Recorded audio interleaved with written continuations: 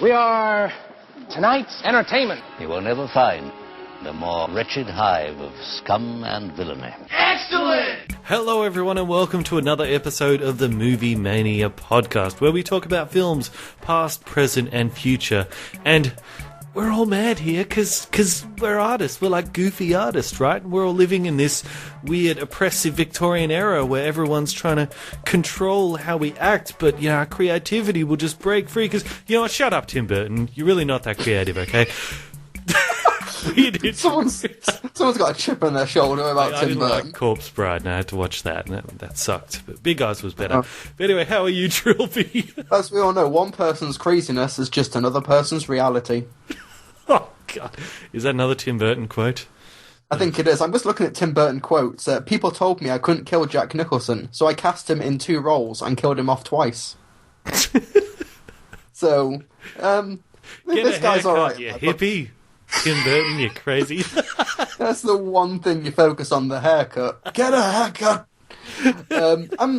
What are we talking about? I'm good. I'm good, thank you. How are you, Bandit? Good.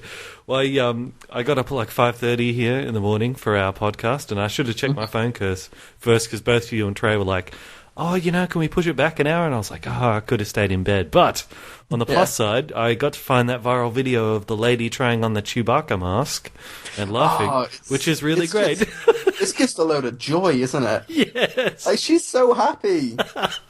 It's funny because it's like, for anyone who doesn't know, it's his toy Chewbacca mask you put on, and like as you speak, it will like sort of read your mouth, and it will open and close the Chewbacca mask, and it will let out recordings of Chewbacca's sounds. So it's just her laughing over and over, and the jaws just hanging open, letting out this constant flow. I'm such a happy Chewbacca.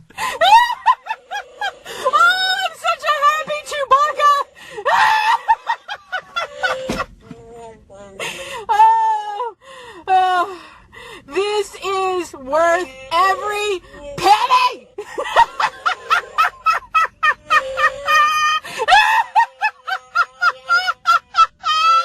And it just makes her laugh even more. It's fantastic. It really is. But it's actually newsworthy because it's broken Facebook's video record. Yeah.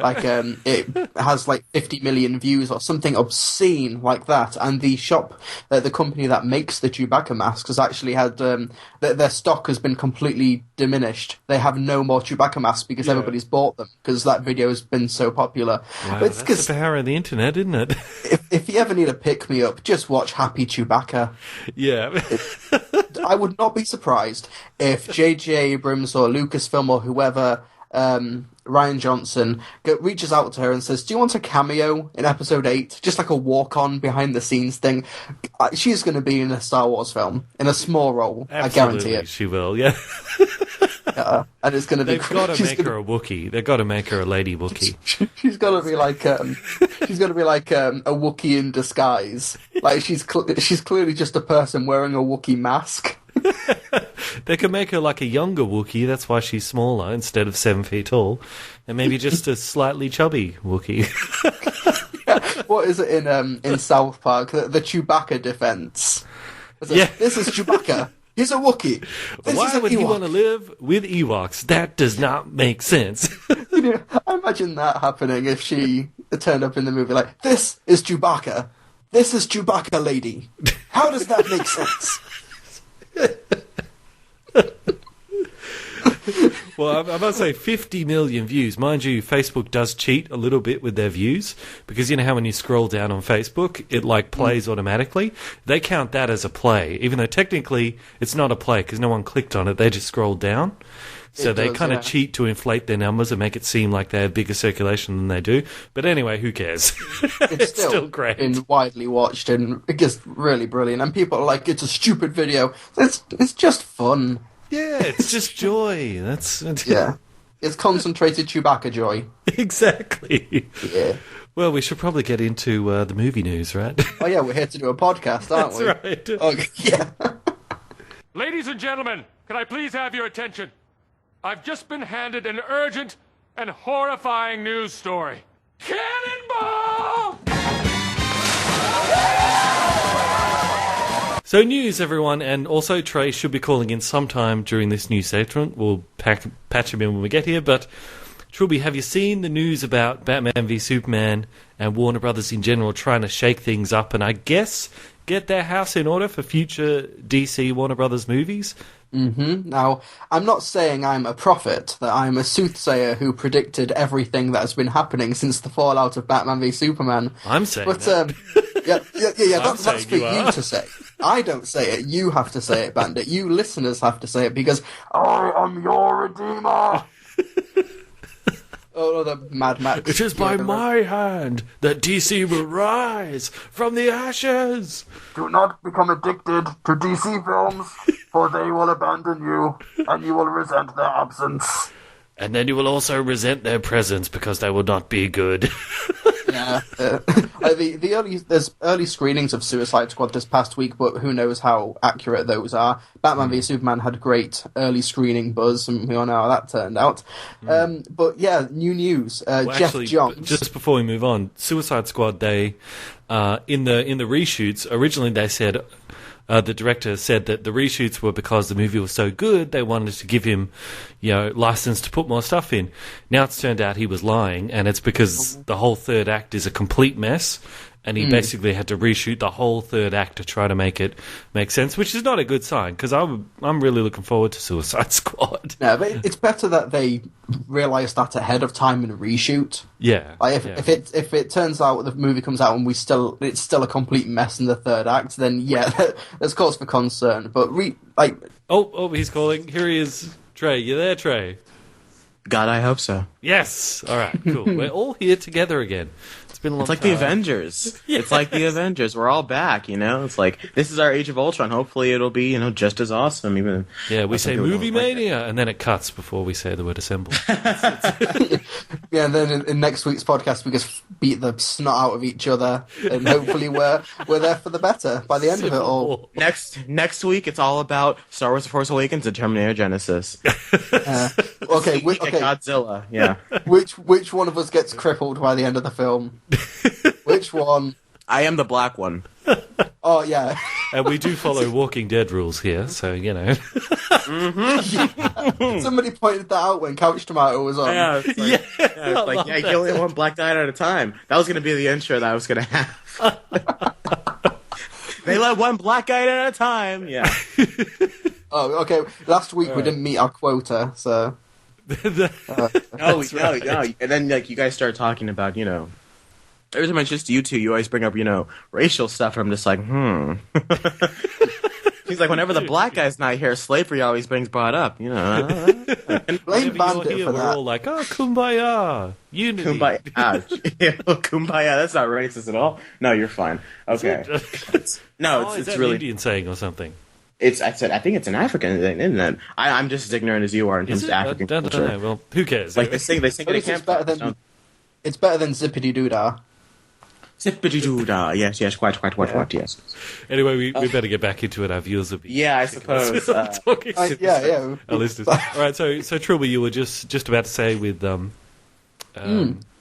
John, whatever his name is. Yeah, Jeff Johns. Jeff Johns, who, for those of you who are DC Comics followers, will know that he is the reason why DC are as popular as they are now for the past 20 years in terms of their comic books. Because in the I think it was the late 90s, Jeff Johns was brought on for the Green Lantern comic book, and he basically made that character interesting and matter again, and revolutionized the DC universe. And he was put in charge of the New 52 recently, and he's one of the heads of DC Entertainment, and it would seem that Warner Brothers have brought him on board to run their movie universe, to sort of be overseeing everything. He's hopefully going to be the DC equivalent of Kevin Feige for Marvel. The issue is that while Kevin Feige, before he was brought onto Marvel Studios, had produced many of the X-Men films, Spider-Man, all that many Marvel films, Jeff Johns has only produced one. He worked closely with Avi Arad, didn't he? He was one of the people that worked with Avi Arad on the Spider-Man trilogy,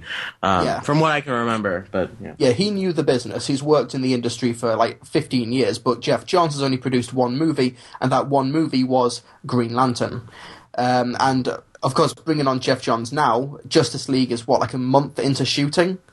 Yeah. I don't know how influential this decision is going to be. What do you guys think? I think the best thing to do here is that what is Bruce Timm doing right now? Because what he did with the cartoon stuff back in the 90s and early 2000s, was great. I think he at least knows more how to do adaptations than actual comic book storylines themselves. And granted, Jeff Johns is great. He's writing the Batman movie, but I feel like Bruce Timm would be the great person to bring on and just to say, okay, you don't have to write anything, you don't have to direct anything, but we want you to help Jeff Johns and Ben Affleck oversee this murdered child that Zack Snyder has just slayed. So I don't know. I feel like Bruce Timm would be someone really useful right now.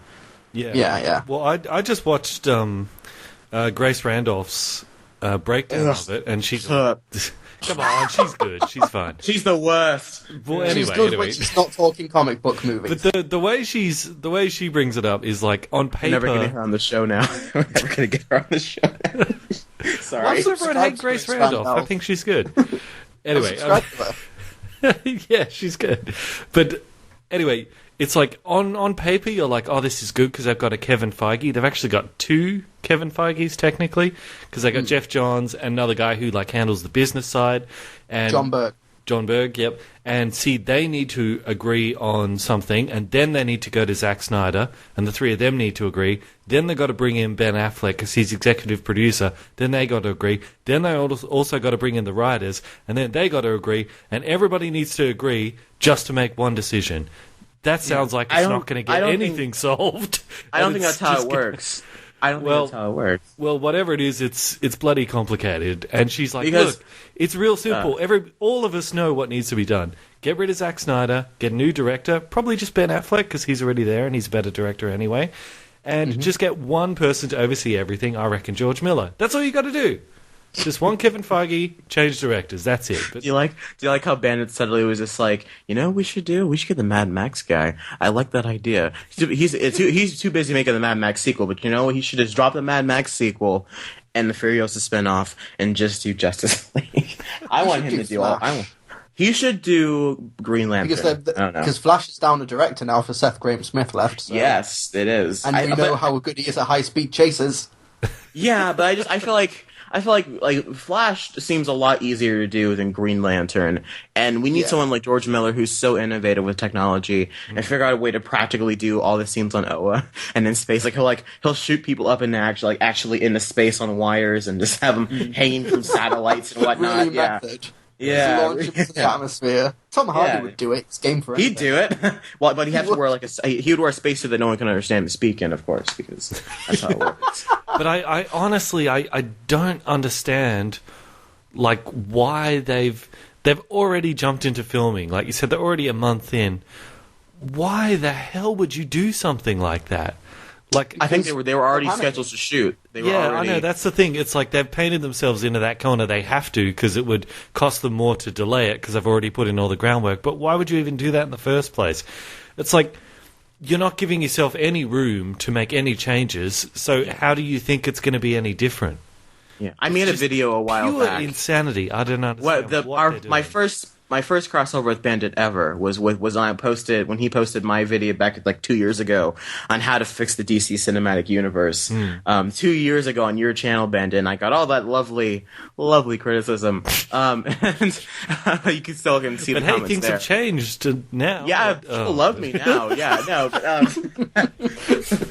no, and I said step one, guys. Back in my high pitched voice, the first thing you have to do is to make Dawn of Justice good. That's the first thing you had to do. All right. One job. I said make Dawn of Justice good, then do Wonder Woman and use Ben Affleck. It's all you had to do. And they failed step one. So whatever. Yeah, but it's because with Warner Brothers, they really don't have anyone driving the bus. They put way too much faith in Zack Snyder. And now it's really bit them in the ass because there was a great write-up, I think a week or two ago from Birth Movies Death, they were interviewing Peyton Reed, who is the director of Ant-Man and the Wasp for Marvel, and he was talking about since Ike Perlmutter left, they have all of the directors have such a great working relationship. They work in the same office in Los Angeles, and he was saying how what they do is that they they would hang out frequently. They'd go for a meal and talk and discuss, and they'd get competitive with each other. Like Ryan Coogler is in competition with James Gunn to make their Marvel movies, so they help each other and they compete, and they have this really great creative atmosphere. Warner Brothers doesn't have that, and they need that sort of creative fostering environment where the filmmakers work with each other as opposed to be dictated by the studios or by one individual. Right. At least that's how I consider it. The way like Kevin Feige, from what I know about how the way Disney and whatnot works, at least because I know this is the way Lucasfilm works. You got Alan Horn and Bob Iger. They are the president and vice president of Disney. They're the CEO of Disney. They own the company at this point. And then below them, you have the different divisions. You have the Disney live action. Then you have Lucasfilm, which is with Kathleen Kennedy and I guess J.J. Abrams now. And then in Marvel, you have Kevin Feige. And from Kevin Feige downward, you used to have Kevin Feige and Ike Perlmutter, but now it's just Kevin Feige working Marvel Studios, and now he's got all the directors. What I think they need to do is, because you have Kevin Tsujihara, which is, I think he's the head of Warner Brothers right now, if I'm not mistaken, unless that's changed recently. And so what he needs to do, Mr. Tsujihara, I guess what they're trying to do is have someone head all their companies. I guess that's what they're trying to do. But the problem here is it's like if Kevin Feige wasn't in charge when they did Iron Man 2. Like if Kevin Feige wasn't running Marvel by the time Iron Man 2 came out, we wouldn't be at Civil War right now. I feel like it would take until like the Avengers before we finally got things on track, because Kevin Feige was able to be like, okay, we tried bullying Jon Favreau into making Iron Man 2, and we're not going to do that again with our directors. So let's make the movies good now. And I feel like DC needs to get their stuff together. Yeah, totally. We were joking earlier how I've been predicting all of the fallout from Batman v Superman. So here's another prediction. Nostradamus. The universe is speaking to me right now. If Suicide Squad does the not Ouija break, board is moving. No, that's just Mike Keaton. Calm down. He'll go away soon. If Suicide Squad doesn't break 600 million worldwide, I expect Flash, Green Lantern to be cancelled outright. Wow. And the only films that will get made are the ones in production. Justice League, Wonder Woman, and Aquaman. And they'll just make one Justice League movie, end this whole thing, and start afresh. I think you're so wrong with the whole reboot thing, but is Aquaman in production already? I thought they were only on concept stage. Not. They have a director, and they're probably they're in pre-production. They have people committed to it. Whereas, like with Flash, they can just abandon that now if they chose to, because they don't have a director. They only really have Ezra Miller as the actor, because what they do is they cast the actors first and then just give them to a director. Didn't the what are their names? Phil Lord and Chris Miller? Didn't they do a treatment of the script for it? The Flash movie. They did, but there were treatments for scripts like everywhere, all the time in these studios. Like it wouldn't surprise me if Marvel had a script for, Namor the Submariner. They probably have that script somewhere. They're just not. Oh yeah.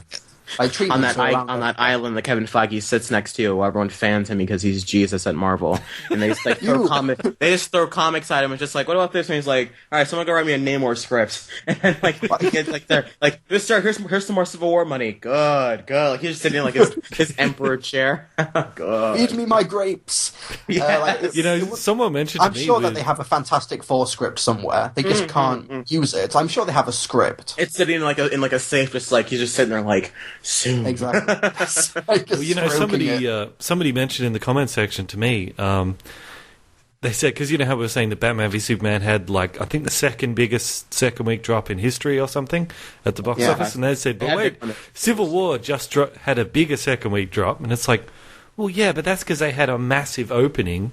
Well, what percentage was it? It was a pretty big drop, though. Do you guys want to talk about that? Have you guys touched on that yet? Not yet, no. But that's okay, because they already made their money back, and they opened so big. Yes. Of course it's going to be a bigger drop. But do you think that Batman and Superman has something to do? Because, okay, I don't want to... all right, I'm not going to use that analogy. Sort of poisoned the water. Yeah, that's fine. People didn't want to go back to that well. People are going to be like, well, I feel like because you had Deadpool, which was a breath of fresh air for a lot of people, including myself, in the superhero genre. And then you had Batman v Superman, which a lot of people, most of the general public was not a fan of. I know because my dad wasn't a fan of it, and I consider him the general public. So my dad as well. Exactly, and Bandit's mom called her, and I think that's yeah. And then she so hated it too. yeah, so and then you had Civil War come out, and everyone from what I know have seen it has either really enjoyed it or loved it. So, but at the same time, instead of it having like a $208 million weekend, it had a $179 million opening weekend. And people will be like, "Well, it's Captain America. It's not an Avengers movie." If you watch the previews, it's not marketed as a Captain America movie. It's marketed as, look at this Captain America movie with Iron Man and Scarlet Witch and Vision and Spider-Man. And then it dropped down from like 179 to like 78 the next weekend. So that was a pretty steep drop off. I was thinking something more like 110, like a 49% drop off. What was drop percent, like 60 something? It was but it's like it's unfair to sort of categorize it as a drop off though, considering that it made more money in 10 days than Batman v Superman did in 8 weeks. I'm not like so it wasn't successful, but Force Awakens had only a 40% drop off or something like that. But I think that was also December release. A December release for Star Wars. True that. I'll give you that, Jill. Yeah. But also, what's coming out next? What came out in May 10th that was so popular? Angry Birds, which will get the younger audience at least. There's X-Men like a week away. Yeah. And X-Men is going to be riding the wave of good comic book movie hype after Civil War, because that's expected to have the biggest non-Deadpool opening in America. Suicide Squad has to be great because I hear X-Men's trash. So Suicide Squad, I don't know if you've seen it yet. X-Men is interesting. I'll talk about that in homework. Woo! I'm seeing it on Wednesday. Yeah. I haven't seen it yet, yeah. Suicide Squad has to be great because from what I hear, X-Men is going to be very polarizing among fans and general public. So Suicide Squad's the next one up, and it has to be pretty sweet. But even if it's not, don't worry. It's probably not going to be because they have to reshoot the entire third act. So exactly. Like what? But like Suicide Squad and Wonder Woman are going to be the final straw for this thing, because it's like, fair enough if Batman v Superman and Man of Steel weren't great because that's Zack Snyder. If we get a different filmmaker in, then we can make it work. We've got David Ayer for Suicide Squad and what's her name for Wonder Woman? Patty Jenkins? Patty Jenkins. Yeah, Patty Jenkins. For Wonder Woman. If those two films still aren't good despite the fresh talent, then it's a bad sign. And can I say, as a DC fan, this is my worst nightmare. Like, if this was happening to any other franchise, I'd think it was hilarious. But I know DC is the last franchise Spider-Man. I want to be in this kind of trouble. And I hate Zack Snyder so much for what he's done I have to my an beloved idea. characters. I have an idea of how to save this franchise, all right? So do I. Actually, I think Batman can be redeemed. I have an idea for that too, but we'll save that for Batman's going to be fine because Ben Affleck's a very talented filmmaker and Jeff Johns but his character's always going to be completely broken. But I think there is a way to fix him. But anyway. My pitch for Justice League, all right? So the Justice League movie happens. They fight the villain. It's Zack Snyder's CGI nonsense. It's boring. It sucks. And then it's like the end credit scene, right? Because they're going to start doing end credit scenes. Like, just make that Jesse Eisenberg scene with Steppenwolf or whatever that thing was. Make that the end credit scene. Anyways, so here's what you do, right? All right, it's the end credit scene. It's Lex Luthor. He's talking in his weird Jesse Eisenberg voice, and he's just like, "I've been beaten by the Justice League too many times. They're going to keep winning this." So whatever it is, he's going to say, "Ding, ding, ding, ding," whatever. And then he's just like, "And I know someone that can help me." And so he pulls on this giant switch, and this giant portal opens up, and out walks Loki. Loki looks at the camera, smiles, says, "When do we start?" And the movie's over, and everyone starts crying in their seats because finally Marvel has to come in and save everybody these days. That would save it, actually. That's my pitch. Yeah. Well, my idea for Batman was I thought, if they're doing Darkseid, his thing is like he always opens up portals. He's got his own portal generator, so he'll just teleport in. His boomboxes open up portals, and they've already had Flash come through a portal sort of thing.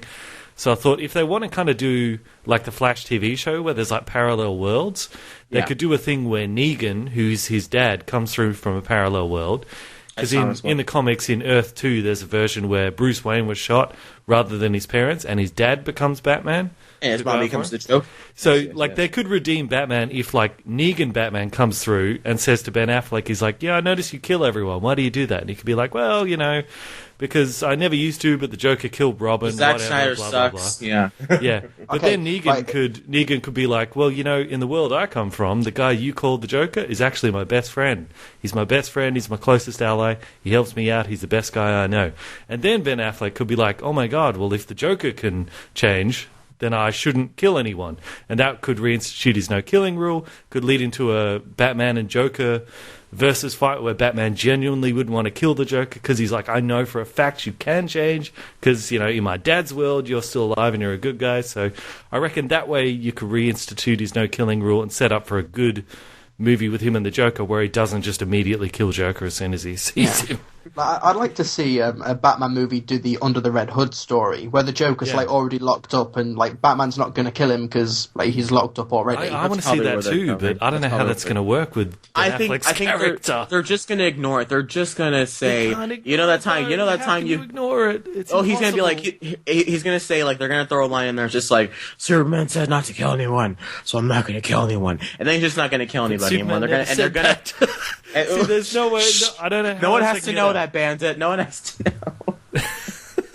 That's probably what they're going to end up doing. They'll just be pretending like it never happened, even though. And I won't care because at least Batman won't kill people anymore because that's the one thing he doesn't do. Yeah. What we need at the end of the Batman movie, credits roll, then Ben Affleck's in the Batcave, and then Christian Bale walks in. Actor Ben Affleck is sitting in the Batcave. Yeah, exactly. Christian Bale comes in and says, Ben Affleck, Batman, we have an emergency. It's like, what is it? Then Adam West Batman comes in and says, no, it's more like a crisis. And then it's an Infinite Crisis storyline. Crisis on Infinite Gothams.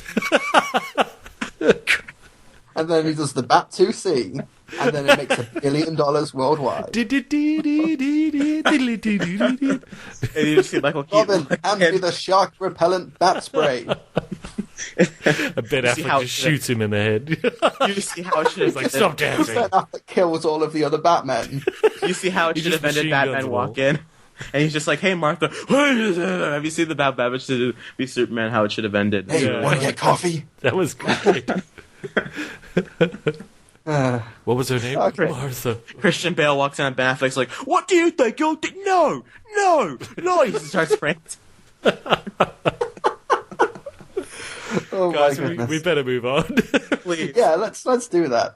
No more crapping on DC. What's next? So, have you got the other news stories, Trey? We were going to talk about Ghostbusters and Star Trek Beyond. What do you have there?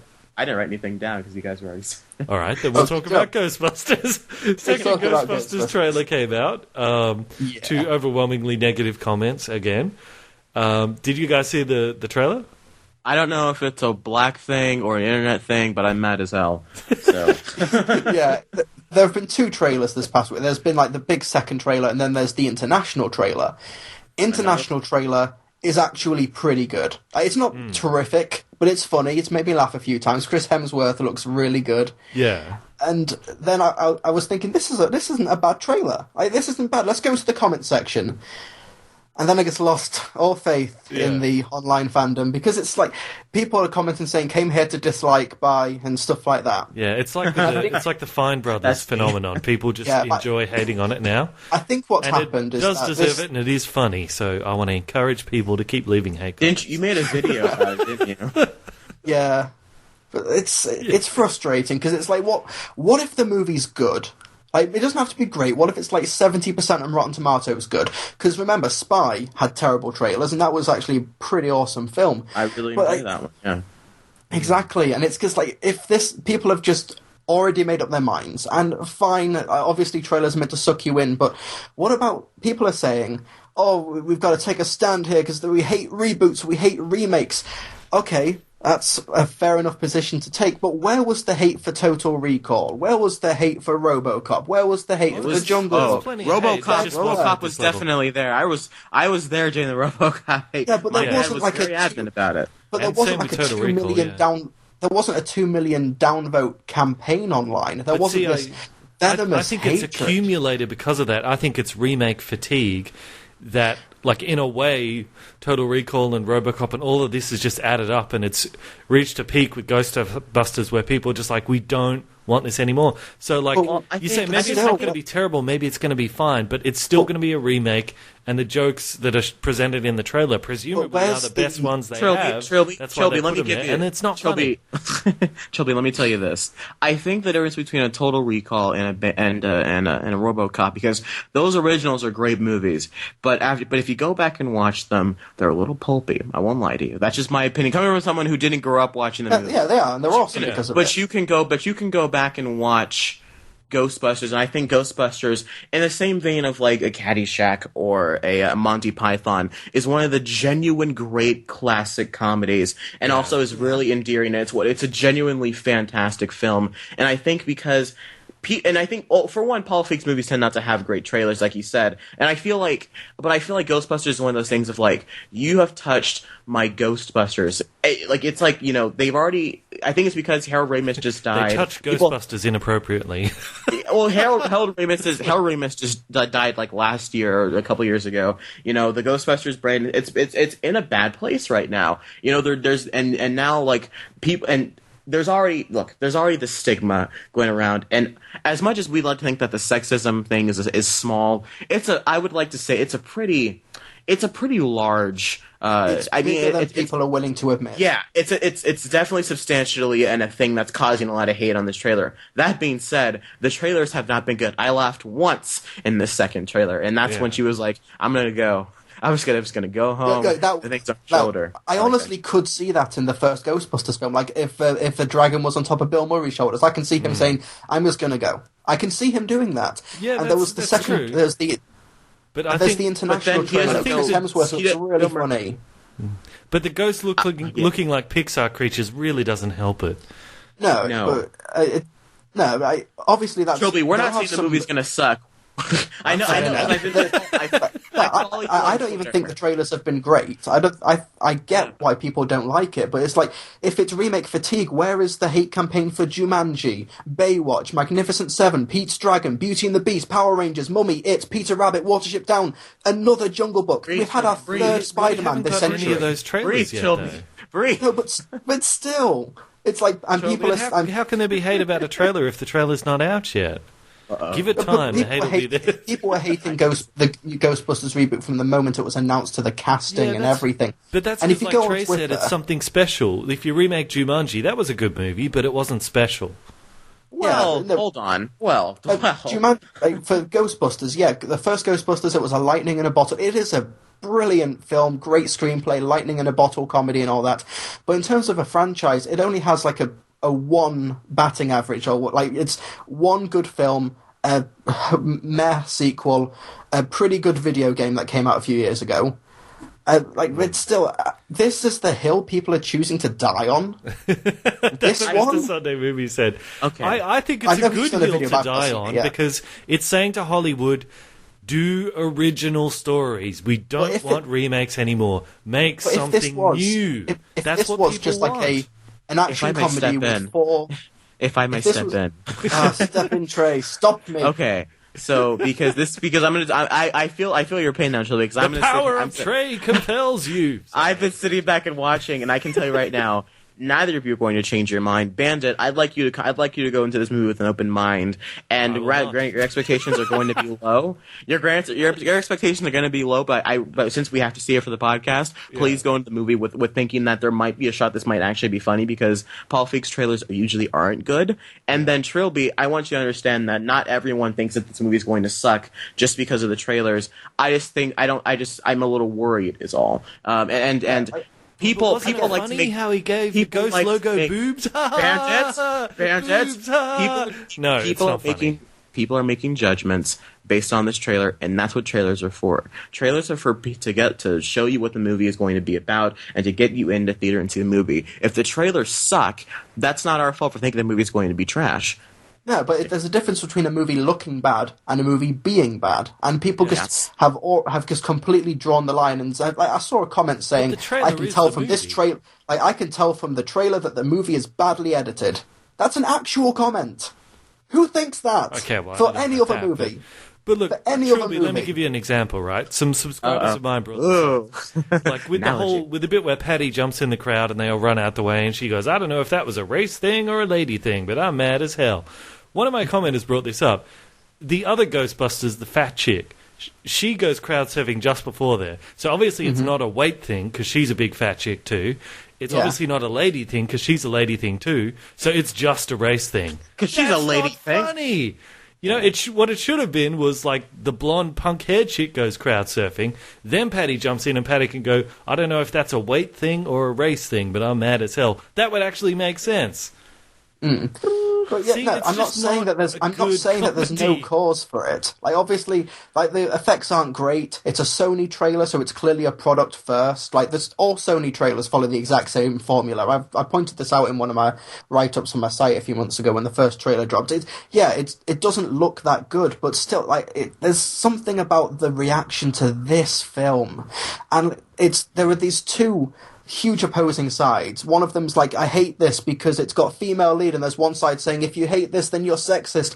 And people are refusing to accept that there is a middle ground here. That, like, you have to admit that there is some, like, because you've got this whole you've got the whole anti-feminist thing, whatever, and people are saying, and they refuse to give an inch, because if they give an inch, they think the feminazis or whatever will take a mile. And admitting that there is sexism against this film doesn't mean that the feminazis win. It means that you're correct. It means you're accurate. And people are refusing to sort of meet in the middle for a film that doesn't look great, but it doesn't look that bad either. I've seen much worse trailers for much more. Terrible. Yeah, look, I agree with you on the feminist stuff. I don't think this Ghostbusters is like pushing some kind of strong anti-male message like a lot of people in the comments are claiming it is. It's just 4 girls, big deal.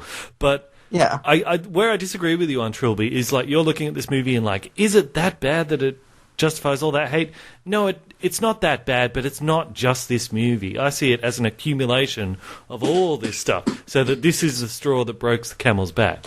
So, like, when you look at it individually, no, it's not that bad, but it's the straw that broke the camel's back. But what's going to happen is that in a few months' time, because Baywatch finished filming, that trailer's going to come out. For Baywatch. There's going to be no That's campaign probably against going to be funny, and nobody cares about Baywatch. It's going to be like 21 Jump So it's not about reboots and remakes. It's not about accumulated thing.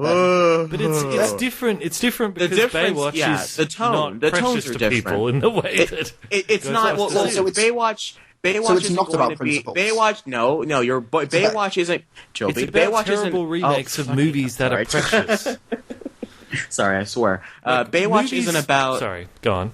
Baywatch isn't about. Ghostbusters is like this heartwarming kind of friendship story about scientists bonding and having a fun comedic adventure. And the remake looks to be trying to follow in those similar footsteps. Baywatch that was this cheesy show in the 80s and 90s about people saving people, and this looks to be, at least from everything The Rock has been telling us, it looks to be the 21 Jump Street of Baywatch in terms of like they're not going to take this seriously at all. They're going to make fun of everything that this movie is about. So if the Baywatch trailer comes out and it looks like that, people are going to love it because they're not going to try and make Baywatch again. They're going to make fun of Baywatch. But Ghostbusters isn't doing that. Ghostbusters is just doing But they have another Stay Puft Marshmallow Man. That's just the Ghostbusters logo. So they're just doing it. Baywatch, something like Baywatch is what remakes should be for. Remakes should be taking stuff that was good but not great, but maybe had some stuff we can build on, like Baywatch. Remakes should not be for movies that were fantastic and that are like lightning in a bottle that you can never replicate. Remake the bad stuff and make it better. Don't try to remake the stuff that was already great just because you want to cash in on that name, because you'll ruin it and you'll get the kind of hate that you get on the internet right now for Ghostbusters. Yeah, I completely agree with you, but that just sort of proves my point. It's not about remake, reboot fatigue. It's just this specific example. And I've not seen a reaction like this since Mad Max Fury Road, which had a big, I say big, it was like internet big, boycott campaign because Furiosa existed in that film. Actually, that's not really true. It was basically just one website that wrote an article. And then it kind of snowballed. Then it kind of snowballed into something else that quickly died down. I don't think it snowballed. I think it just. I think we should move on because no one's mind's going to be changed here. And Trilby, tell you what, Beyond is the next thing. Bloody hell! This will all be solved when the movie comes out. But let's get to stupid Star Trek. I'll just say one thing, and then I promise I'm done. I'm just worried that if the movie's good, it doesn't have to be great. If it's just good, I feel like the damage has already been done because people are just so quick to jump down and try and put a label on everything. They're so quick to hate. They're so quick to try and take up a cause and fight for something, even if that thing's not worth fighting for. It's a Ghostbusters movie where it's got SNL female cast members and Paul Feig's directing it, who has a good track record. But now it's become this whole statement, like, oh, if you like this movie, then you're one of the feminazis. If you don't like this movie, you are sexist. There is a middle ground here. You just have to open your eyes and see We it. are the future. It's like We are. That's right. I'm as mad as hell, and I'm not going to fight this anymore. All right. Well, those are your final thoughts. Let me give my final thoughts. My final thoughts is I agree with you about all the anti-feminist stuff with that. I don't think any of that's really necessary. But I do think the hate is justified and is necessary because it sends the message that if you want to do a remake something that nobody cares about, or better yet, just tell an original story, which is a good message that we want Hollywood to get. Hollywood should have been, like, how long have people been saying they're sick of remakes? And now, finally, there's enough hate out there that they might actually start listening and just start doing new stuff. So I think it's good, and I think if this remake of Ghostbusters has to fall on the grenade and get the Fantastic Four treatment in order for that change to happen in Hollywood, then it's justified. Sorry, ladies, but your deaths are justified in order to achieve that goal. We are the future, Charles, not them. They no longer matter. If the movie's bad, Like then yeah, you're absolutely we right. want everything they've built will fall. And from the ashes of the world. We'll build a better reboot with blackjack and hookers. And lots of Mad Max sequels. Yes. Star Trek Beyond looks pretty Yes, good. all the mad. Yes. And a Justice League movie that doesn't suck. Yes, that's what we want. And don't get the guy Big Fast and Furious to do a Star Trek movie. Hey, speaking of which. But didn't that Good look segue, good? yep. That was a good trailer. Yeah. Better than the first one. Yeah, but then again, the Ghostbusters trailer was better than the Star Trek Beyond trailer. Yeah. So, Really? I mean, this feels like, you know, in the Fast and Furious trailers, like in trailer for Furious 7, where it's like, I don't got friends, I got family, and like it cuts like all the people like standing around looking sullen, and it's just like no more funerals, whatever. That's like the kind of emotion that I was tried. Like I feel like they were trying to get here with the Star Trek Beyond trailer of like, you know, things are serious, the ship is down, and we're all stuck here on this planet. It does not look appealing to me. I don't know. So it looks bad. Sorry. Oh, it looked pretty good. This is from someone who really disliked Star Trek Into Dumbness. I think this is actually a pretty good film. As in, it was a good trailer. It was much better than the Beastie Boys one that we got a few months ago. Yeah. It looks more like what I would want out of a Star Trek film than Star Trek Into Dumbness, which, like, from the marketing, it just looked so sullen and just so self-serious and pants. Whereas this one, it looks a bit more fun, but it looks like it is like going for something a bit deeper and something more akin to the original TV series. And it's co-written by Simon Pegg, who is a surprisingly brilliant screenwriter. Yes. So I'm optimistic about this. I actually think it looked pretty good, although I do still think that Chris Pine is the weakest thing about his own franchise. It's like I think it's safe to say, out of the three of us, I'm probably the biggest Star Trek fan because I absolutely love Star Trek. It's weird I've never talked about it on my channel, but I absolutely love Star Trek so much. So much of Star Trek has like shaped my worldview and like changed my life, like a lot of the philosophies for the show. And I absolutely love Star Trek, but I'm oddly indifferent to this because, like, even with Star Trek Into Darkness, just my sheer love for Star Trek. First time I saw Star Trek Into Darkness, I just completely overlooked all the problems just because I love Star Trek so much. But then, you know, as you think about it, I was like, why did they do that? But now looking at this, I'm like, I'm just really confused as to why they're going this direction. Because what I thought was like, you remember when J.J. Abrams started out with these Star Treks, there was a brief period, getting new Star Wars movies wasn't even an option at the time. So he modeled these after Star Wars, and there was a brief period where Star Wars kind of became cooler than Star Trek kind of became cooler than Star Wars because they were like the new Star Wars.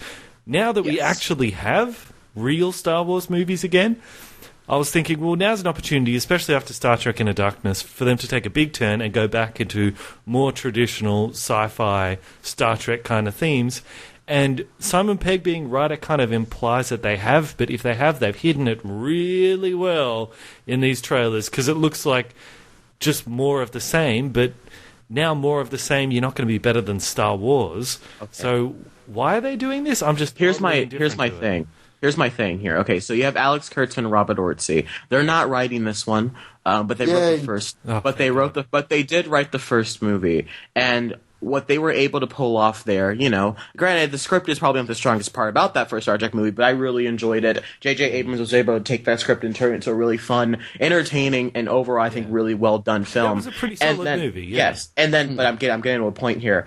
But then you have Alex Kurtzman and Robert Orci write the Transformers movies, and those movies are trash not because of the script, because of who's taking the script and putting it on the screen.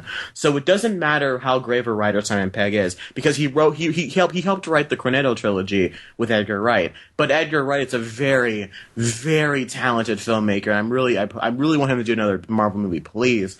But you have Justin Lin, someone who, in my opinion, has not made a good movie since Fast Five. And Justin Lin's a national treasure. But even then, Fast Five isn't the greatest movie of all time, and he did Furious 6, which was awful. So I'm really nervous here. I feel like they took a great Star Trek script, which Simon Pegg was said that they had to make it less Star Trek-y, by the way, and they got it, and Paramount made the script less Star Trek-y. Then got a Fast and Furious director, which they keep putting in the trailers, by the way, to keep reminding you this is Fast and Furious in space, and then they just melded it all together in this weird rock and roll metal Star Trek that I would find them going like Interstellar, like the Interstellar like tone of like looking at these fast, like kind of more hard sci-fi, and if that makes any sense, of like, you know, actual futuristic things. But this was like, I'm just wondering who they're trying to appeal to.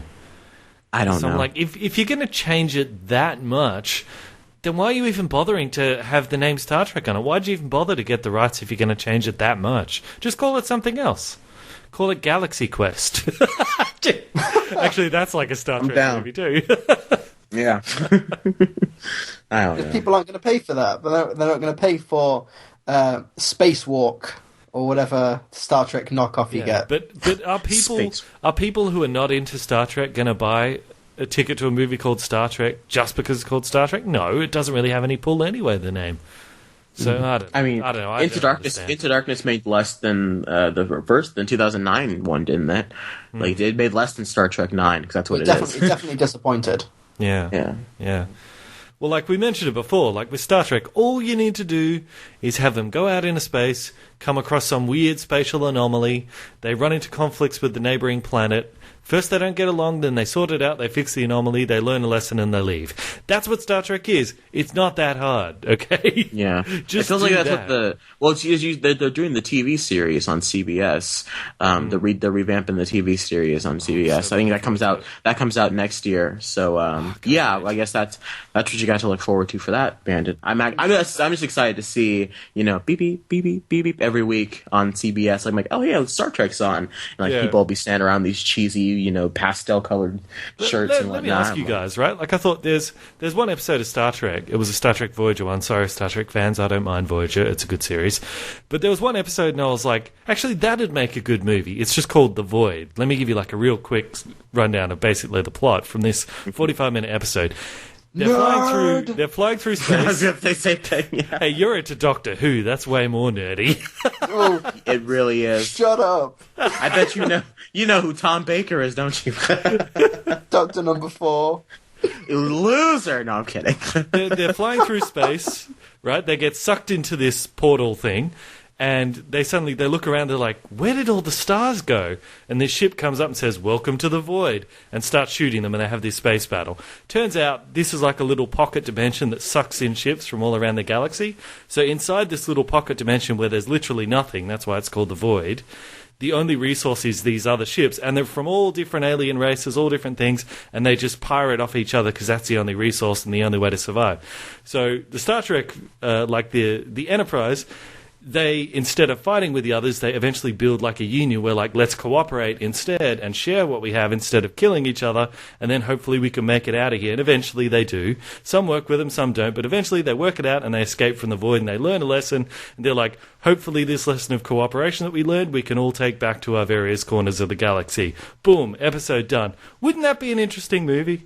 No. because you have But you in have the everyone trailer, stuck. imagine they get sucked into a void and they're like, what happened to all the stars? Boom, boom, boom, boom, boom, space battle. Plenty of it. But they learn a lesson. That's all Star Trek needs to be. Tell you do. All right, you good? Okay, so like here's all right. So what you just pitched to me is that what you beep, beep, beep, beep, beep. So what you just pitched to me is that you have what you will start as a really cool shot of a spaceship in space, and then out of nowhere, it's all suddenly all pitch black. Yeah. So now you just have you have ships flying around in a pitch black room, and eventually they get out of the room and they learn a lesson. The end. Pretty much, yeah. Yeah. So I mean, But that's Star Trek. It's spatial anomaly, into a movie, political conflicts with other people. They learn a lesson in cooperation. That's what Star Trek is supposed to be. I feel like Into Darkness did some things right, and I feel like your black hole thing, whatever, their pocket dimension, which they kind of did right in this is a pocket universe that we're in right now, isn't it? If the 2009, the J.J. Abrams universe, if I remember that first movie correctly, like an alternate. Yeah, not exactly. It wasn't really that, but it doesn't matter. Sorry, I'm not saying it was a void, but anyways, I'm just saying like the reason I enjoyed parts of Into Darkness was because Benedict Cumberbatch, the Batch of Cumber was so brilliant as Khan, even though it wasn't accurate to the Khan from the 80s, but it's an adaptation, so things work. Things have to change, and I think that a Star Trek movie can only be as good as its villain. So, the reason a movie like Wrath of Khan works or Into Darkness works is because, the villain of Khan was great. So if you do your black hole movie, then there has to be a pretty solid villain. Who would you cast as your villain in your black hole movie? Well, I hadn't really thought about it, but Yeah. I hadn't really got that far as casting various people.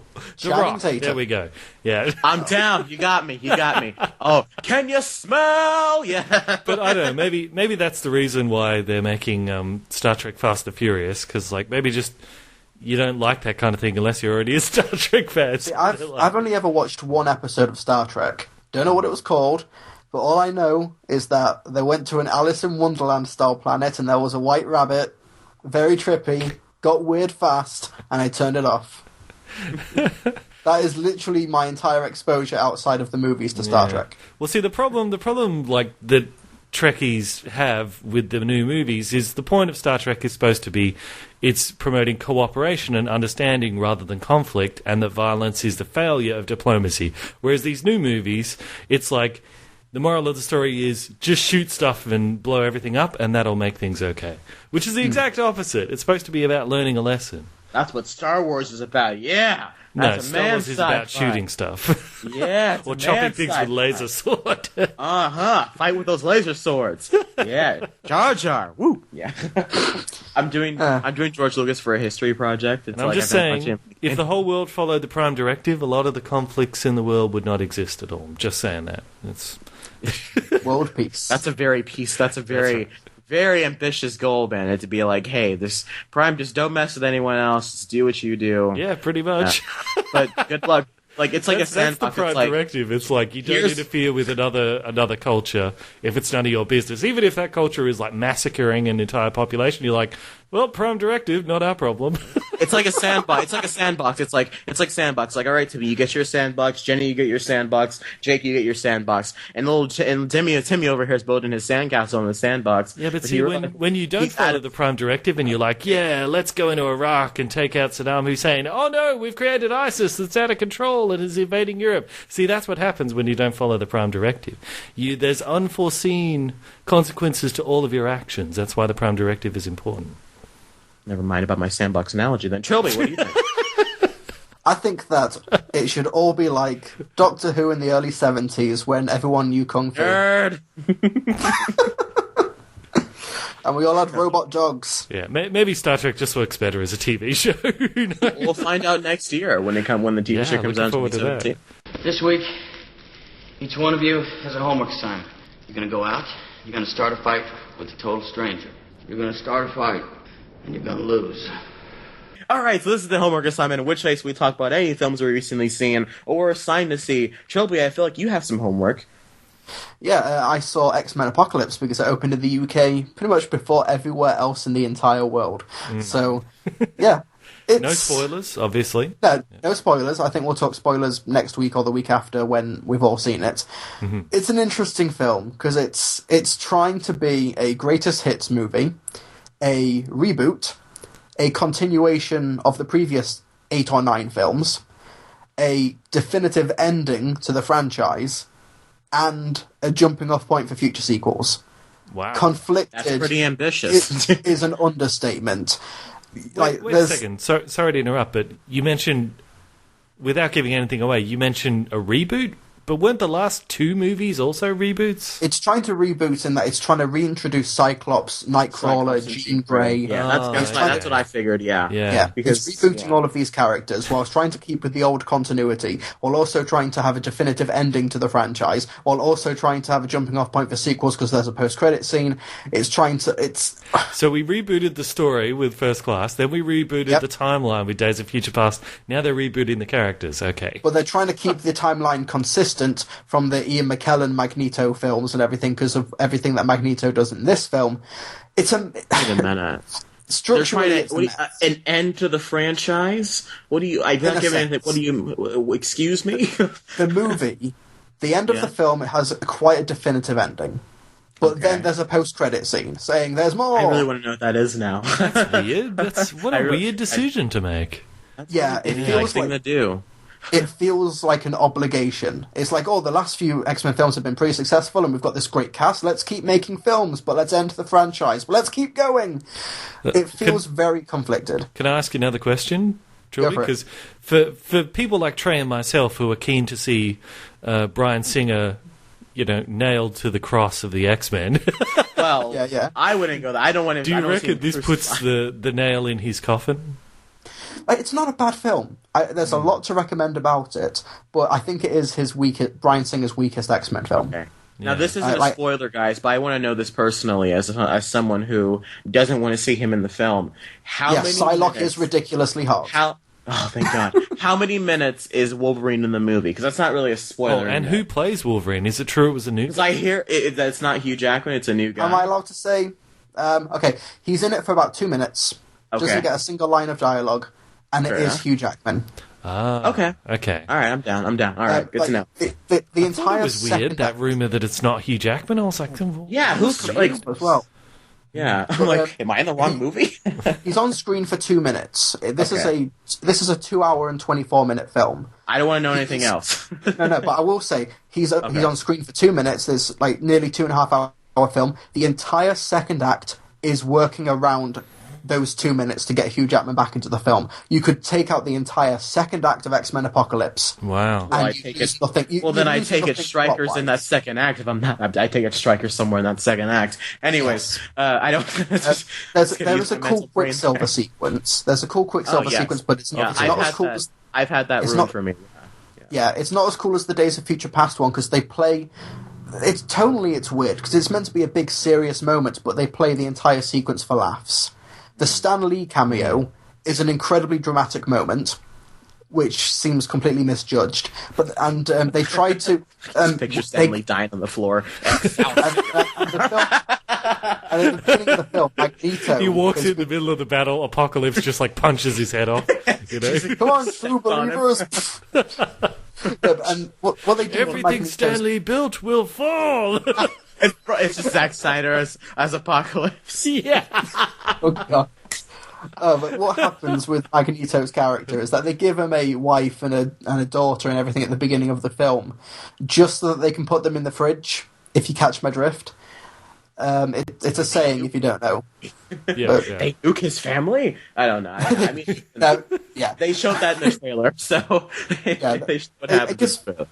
It feels like with everything the franchise has done over the past 8 or 9 films that we've kind of hit a brick wall. There's nowhere else to go, but because we've got such a great cast on board, they want to keep it going.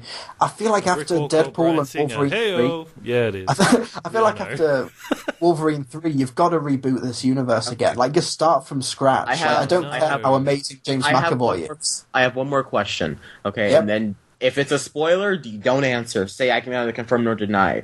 But from where this movie leaves off, is there a possibility that we can do that we can try to redo the Phoenix Saga? I can confirm that there are lots of Phoenix hints. Woo! All right, that's what I want to see. All right, give me Sansa Stark as the Phoenix. I'm It down. sounds so baffling to me that it sounds like Bryan Singer has sort of ended this movie with a vibe of this is the end of the franchise. Why the hell would you do that? That sounds so They end it crazy in a to way me. that, Just got that it Deadpool perfectly back. ties What are you into doing? X-Men 1. Oh, God. Which makes What it is he even less doing? You stupid Other than idiot. Black Panther. Panther. Sorry, guys. All right. I recommend the film. There's some great moments. I really like the new inclusions. I like Ty Sheridan as Cyclops. Sophie Turner makes a great Jean Grey. What's his name as Nightcrawler? He's really funny. Cody Smith. Exactly. Yeah. But How's Bandit's girl? How's Bandit's girl Jennifer Lawrence? I was suppressing asking about her because I knew you teased she wants nothing more than to be out of this franchise by the looks of I it. figured. Yeah. She looks bored in everything she's doing now. Yeah. Well, they were And trying she's to make playing- her the new Wolverine where she's the center of every movie, you know? Yeah, and she just doesn't care. But the issue, one issue with the film is that because it is trying to reboot a lot of the characters and reintroduce ones, we've got the four horsemen of the apocalypse. Oscar Isaacs is pretty good in this film. I liked Apocalypse as a threat. Like, how on earth are you going to stop this thing? Oscar Isaac's always good. He's good, yeah. Yeah. But for the Oscar four Isaac. horsemen, There's no S in his name. Sorry. I apologise. You've got Magneto, you've got Psylocke, you've got Storm, and you've got Angel. Apocalypse's plan only involves Magneto, which means you've got these three other horsemen who have nothing to do. Literally nothing plot-wise to do. Yeah. So you've just got a lot of these supporting characters just on the fringe of the story, and it just feels like it feels really stuffed and superfluous. I think it's a good film. It's enjoyable.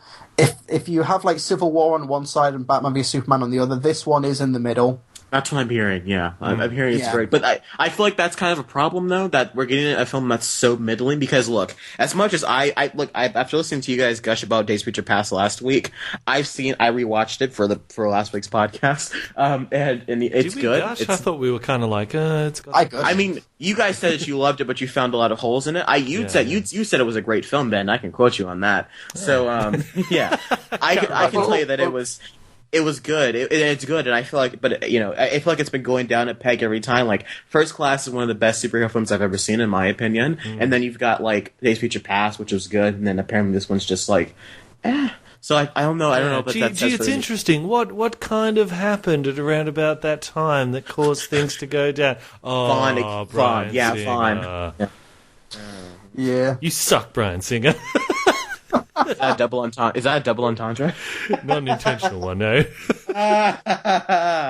Woo! All right, just like that close. So. But yeah, I recommend the film. It's okay, but I just feel like after Wolverine 3, you just really have to start from scratch, because what the whole center of this, like what's made X-Men so great, is the conflict between like humans and mutants. In X-Men Apocalypse, you only get the mutant side of it. There's like, when all of this destruction's happening across the world and all these world-ending stakes, there's no human touch. There's no how are normal people reacting to this outside? Like, what is happening outside of the X-Men? It's very insular in that sense. It's only about the X-Men. What makes these movies great is that they're always so character driven, because I think what makes X-Men 2 so great is that we were introduced to the character of Wolverine, and then we got to learn a lot more about him in the sequel, and we got to see the characters all grow exponentially. We got to see more cool stuff with Magneto. We got some more complex thoughts, with Bobby and I think that wasn't the one when he tells his family that he's a mutant is in an X-Men 2. I think it might be an X-Men 2. It might be the first one. Yeah, it is. And then of course X-Men: The Last Stand crap the bed, and then Wolverine committed suicide, but then you get First Class, and it's completely just this character story of these two friends, essentially Anakin and Obi-Wan, who are just like who are completely on the two different sides of the exact same coin, the coin that goes to Kevin Bacon's head, and you get and then Days of Future Past, it's a fun comic book time travel movie, sure. Yeah. And then I haven't seen Apocalypse, so it's weird that these movies seem to be getting bigger and they seem to be losing character as they keep getting bigger. Apocalypse is a slave to the plot. Like, the whole second act is dictated by this Wolverine cameo. Like, it's not character driven. All of these decisions that the characters makes are like Magneto's big decision at the end is like, we'd get no sense of it and stuff like that. It's tough to talk about without getting into spoilers, and Quicksilver's inclusion only like it feels like they're trying to do something deeper with his relationship with Magneto, but nothing comes of it. Like, I don't want to sound like I'm hating the film. It's okay. It's an all right film, but I just feel like we've got X-Men First Class, X-Men 2, Days of Future Past, and this strong pedigree in the franchise. It feels like we should be evolving this franchise, whereas I think this one is kind of running in place at the moment. You know what I'd like to see? I'd like to see more of the X-Men that are from the Deadpool movie. Those are like Colossus and all of them. Those are the kind of X-Men I want to see. Is Colossus in this? And is he the Deadpool Colossus, if he is? This is set in the 80s, and Colossus is not in it. There's no ties to Deadpool. No, I'd like those X-Men were great. Colossus and Negasonic were great. Have a protein bar. Breakfast most important meal of day. A protein bar. How's blowing up Bill's character? Yes.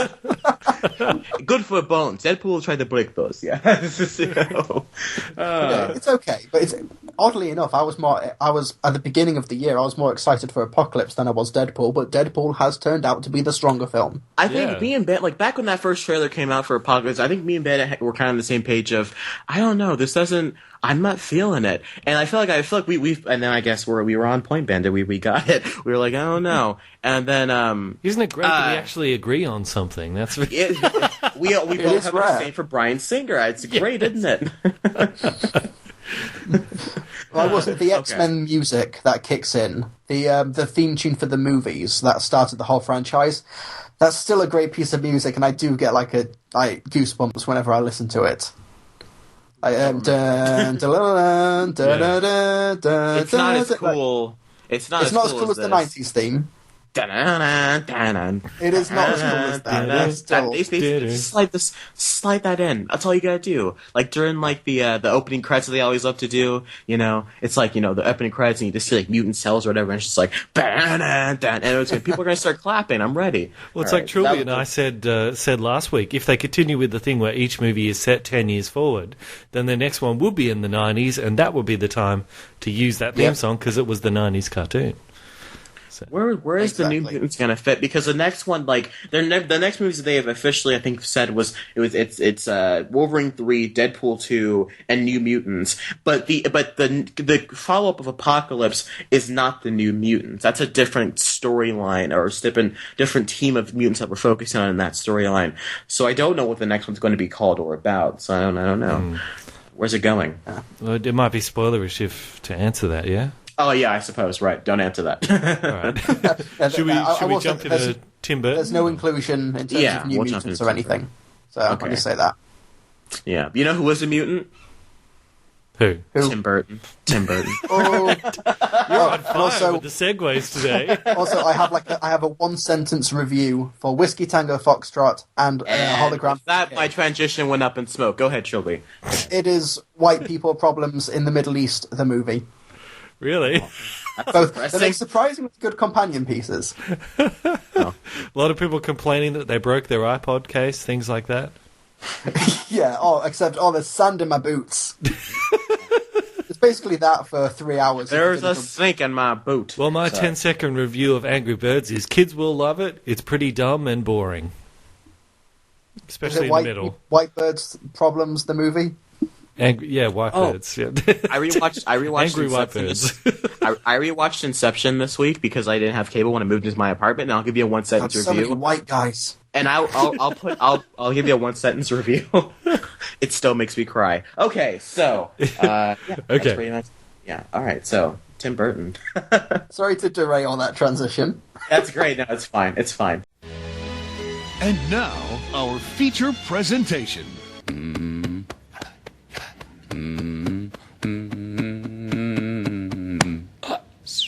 Yeah, so this is the feature presentation which we were talking about. We were touching on the film director Tim Burton because the sequel to his film Alice in Wonderland comes out next week. Alice in the Looking Glass. It opens up next week. I'm seeing it on Tuesday, and I hear it's pants, to quote Trilbee. So I may be seeing 2 Bat movies in a row. Oh, I'm seeing Nice Guys on Saturday, so that's exciting. We don't get that till like July.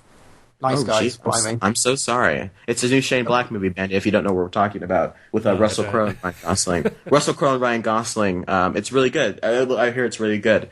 Shane Black, the guy that did Lethal Weapon and all that, and Kiss Kiss Bang Bang. Yeah. And Iron Man 3, the best one. I don't like to bring that one up.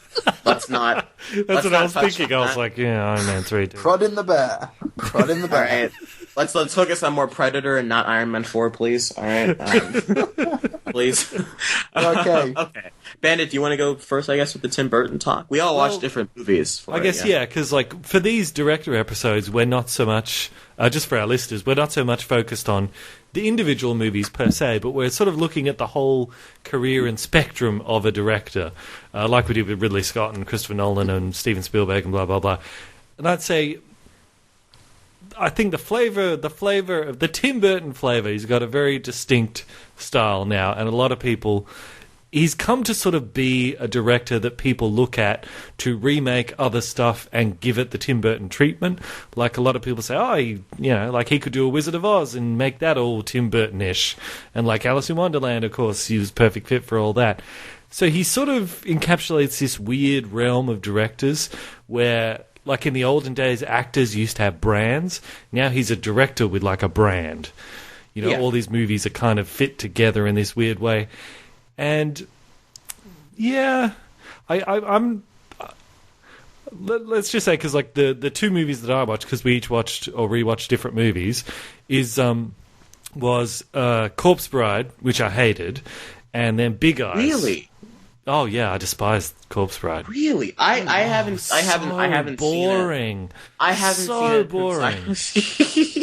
I love I started playing Minecraft and watching it in window mode because I just couldn't sit there. How's Minecraft? That's by the commitment. way? It's great. Really isn't good, it? really good. Yeah. I love Minecraft. It's so beautiful. Creepers suck though. Anyways, yeah, my nephew got me into it, but anyway, that was terrible. But Big Eyes, I watched that and I was like, you know what? When he tells like because that's based off a true story, and it's like when he tells a true story, it's actually really good. So I thought I wouldn't mind if Tim Burton does a thing where he does one movie that's like an Alice in Wonderland that sort of brings in the cash, and then he can go and do another movie that's like based off a true story, but is a bit more artistic. Like I'd be fine with him doing that, swinging back and forth between the popcorn stuff and then real art, popcorn stuff, real art. But anyway, that's my take. I'm rambling now on just him as a guy. Well, I can say this, that in terms of Corpse Bride, I saw it back when it first came out in theaters. I was 6 years old. Yeah, I know. And I saw Corpse Bride, and I thought I really enjoyed it. I guess I'm a big fan of stop motion animation. I haven't seen it in probably 3 years, so I didn't rewatch it. I did rewatch Beetlejuice, a movie that I've probably seen at least 30 times. I really enjoy that movie, but I hadn't seen it in probably a couple of years, and I keep remembering just how insane that movie is, and just how Tim Burton that movie is. Like when people think of what's a Tim Burton movie, I think the first thing that comes to mind is Beetlejuice. I think at least or like something like Beetlejuice or Nightmare Before Christmas, because Beetlejuice is so cheesy and weird and schlocky and 1980s, but it's so much fun and it's really funny. And Michael Keaton's just like, he's just this ball of energy, and he's just like, I don't know how much of that was improvised. He's just like spewing just joke after joke after joke, and it's all working. He drops the F-bomb in the PG movie. All right, so Does it's like, he? yeah. Well, unless you want to put a bleep in, I can't say the line.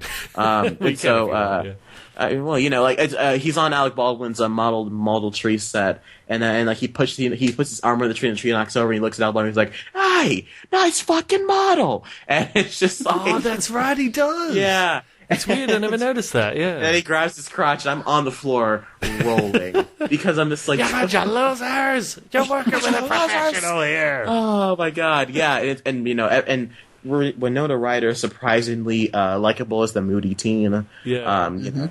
And Catherine O'Hara is surprisingly unlikable as the ginger. And what's his face? Jones from the teacher from the principal from Ferris Bueller. Ferris Bueller, yeah. I forget. He's surprisingly endearing as this man, goofy dad, yeah. as the goofy dad who just wants to make sure his family's successful in this new environment. Yeah. And I really enjoyed it, and it's a great weird stop motion / real life world. The makeup's incredible. I really enjoyed it. Yeah. Yeah, because you got the golden age of Burton. Because we all, for our listeners, we divided up different sort of movies. We couldn't watch all of them, so we divided them up. And you, Trey, you got Beetlejuice and what was the other one? Edward Scissorhands. Edward Scissorhands, of course. Yes. The two ones that sort of put him on the map. I got Corpse Bride and Big Eyes. And Trilbee, you got... I got Edward. You got Edward and The Death of Superman Lives. Death of Superman Lives, because a lot of that was a potential Tim Burton thing.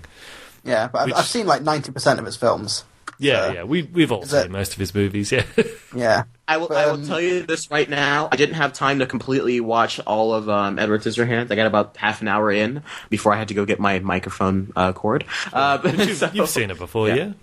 Oh, yeah. It's a very heartwarming film, yes. And Johnny Depp is very endearing as our hero, yeah. But that's sort of, I think Edward Scissorhands was sort of where it started, this whole thing that I mentioned in the weird intro I did, of like, Tim Burton's obsessed with this idea of like a like super creative, introverted kid like Edward Scissorhands who's like really creative but lives in a society where everyone's like expecting them to act in a certain way, and it's like that theme repeats in almost all of his movies. In Alice in Wonderland he does it, in Corpse Bride he did it, like Edward Scissorhands has a whole thing, he's like gifted with the trimming the hedges and all that.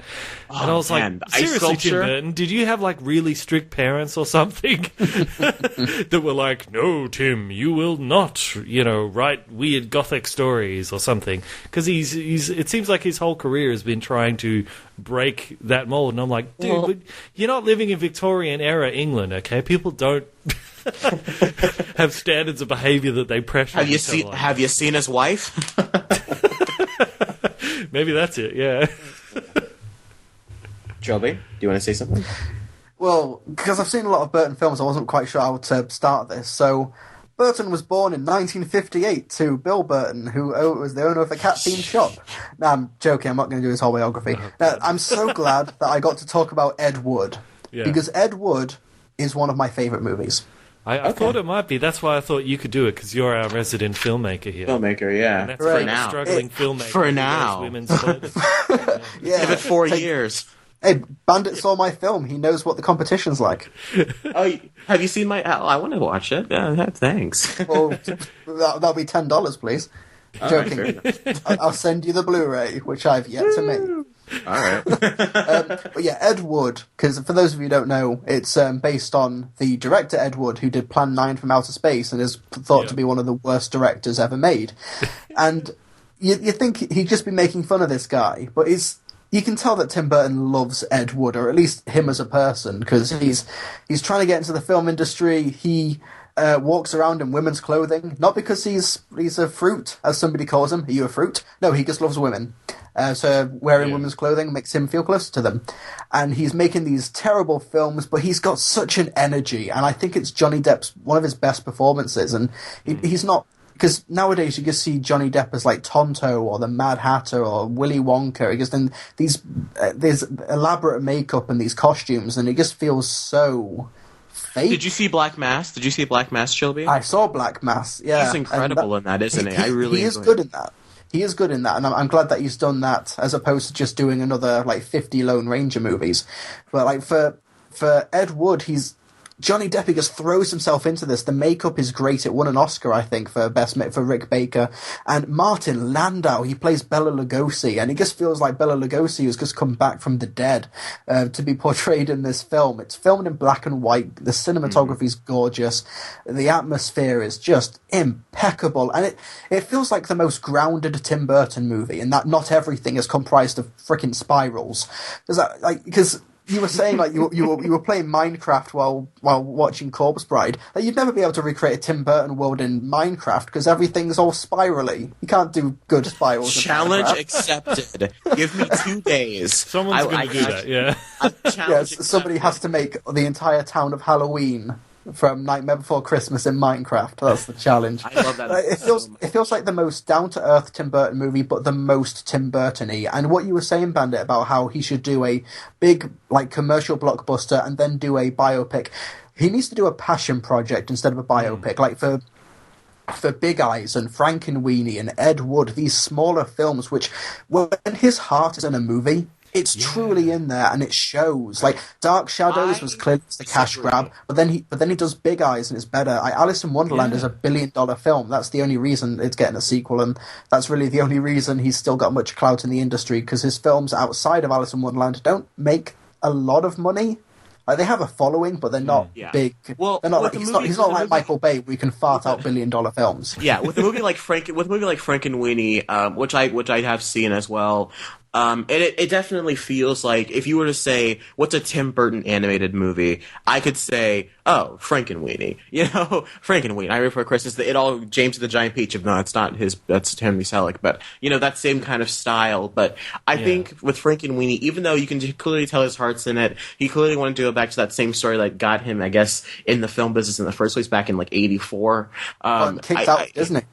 Yeah, exactly, precisely. And, like, I think that it shows. It was like, it's like when you watch Sucker Punch, and it's just like, this is just Zack Snyder just being Zack Snyder, and it's not good. I feel that way about Frankenweenie, because I've seen it. I'm just like, this feels like a Tim Burton. It's really boring. It's really slow. Yeah. There's nothing really endearing about it, except everything. Like, when they're like, the only good scene is when the dog gets hit by a car, ironically, because the movie's so, that's my favorite part. The movie's so dull and drum there's nothing interesting about this movie except when the dog's been introduced. But even after the dog's been brought back, I'm like, I'm just watching a dog sniff another dog's butt and then have his tail fall off. I'm like, I don't see the point in this. That's just my opinion on. Well, I actually like the reason I was saying for Trilbee that we should talk about the documentary Death of Superman Lives is because like you guys mentioned that, like, in a lot of his early films, you can see his heart's in them. In a lot of these sort of generic Alice in Wonderland remakes, his heart's not really in them. And remember a while back, I think back when it was just you and me on the podcast, Trey, when we were talking about Quentin Tarantino, and Quentin Tarantino said when he when he looks at the careers of different directors and, like, later on in their careers, when they sort of lose that passion, that fire, he traces it back and he says it always comes down to one movie where it broke them and it wasn't a success for whatever reason, and that's the point where they stopped caring. Now, see, I was thinking, like, with Tim Burton, at what point is it that he stopped caring and he just started doing remake after remake?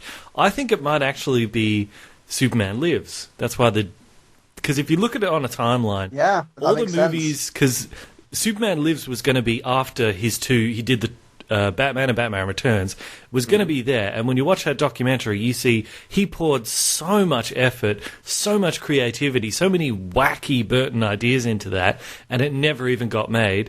And my theory is that's the point at which he stopped caring, because after that, a lot of his work was just garbage. But everything before it, those were the Beetlejuices, those were the Ed Woods, those were the Edward Scissorhands, those were like the first Batman movies. Even Mars Attacks had a bit of... it didn't connect with audiences, but even that I couldn't watch Mars Attacks when I was young. Those aliens just scared me too much. They were like, you walk in the room and you just wet your pants. It's like, Burton! It's just... That's the thing. I couldn't watch Nightmare Before Christmas when I was like 5 or 6. My brother wanted me to watch it, and I just couldn't get through the opening. It was something about the style, and it just really got under my skin, but now I love it. I've loved that movie since I was like 3. That is one of my favorite movies, and if you don't mind jumping onto that movie, if we're just jumping around. Fine, yeah. I remember he didn't even direct it. Let's go for it. Movie, doesn't it? There's a lot of people that love Mars Attacks. They re-released the movie back. I think it's because it's like you get so many different Christmas movies and you get so many Halloween movies, but this is the one that like bridges the two and where you can watch it at both those points of the year. I remember they re-released it. They re-released it in theaters, and I was like 7 when they re-released it. Again, showing my true age here. And I went and saw it with my sister in 3D, and my sister fell asleep, and I was just enamored. And she tells me all the time, she's like, remember we went and saw that movie, and you were on the edge of your seat the entire time. Like, I love that movie. I think that, if you go back and watch it, there are certain things that, and again, it seems to be with all Burton stop motion animated films, there's always a sense of like a dull, like a kind of a slow moving way in the middle, but then they whenever he gets to Christmas Town, like there's this sudden burst of energy. All the songs are really great. Whenever he's singing the song on that hill, and it unrolls as he's walking down, you're like, man, that's so great, that's so creative. And then of course the Boogeyman song, the Boogie song, is just, it's great, and it's horrifying if you're 5 years old.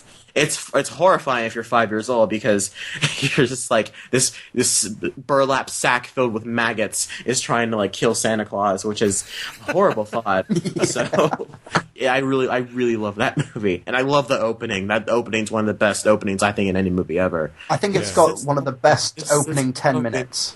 Yeah, it's really great.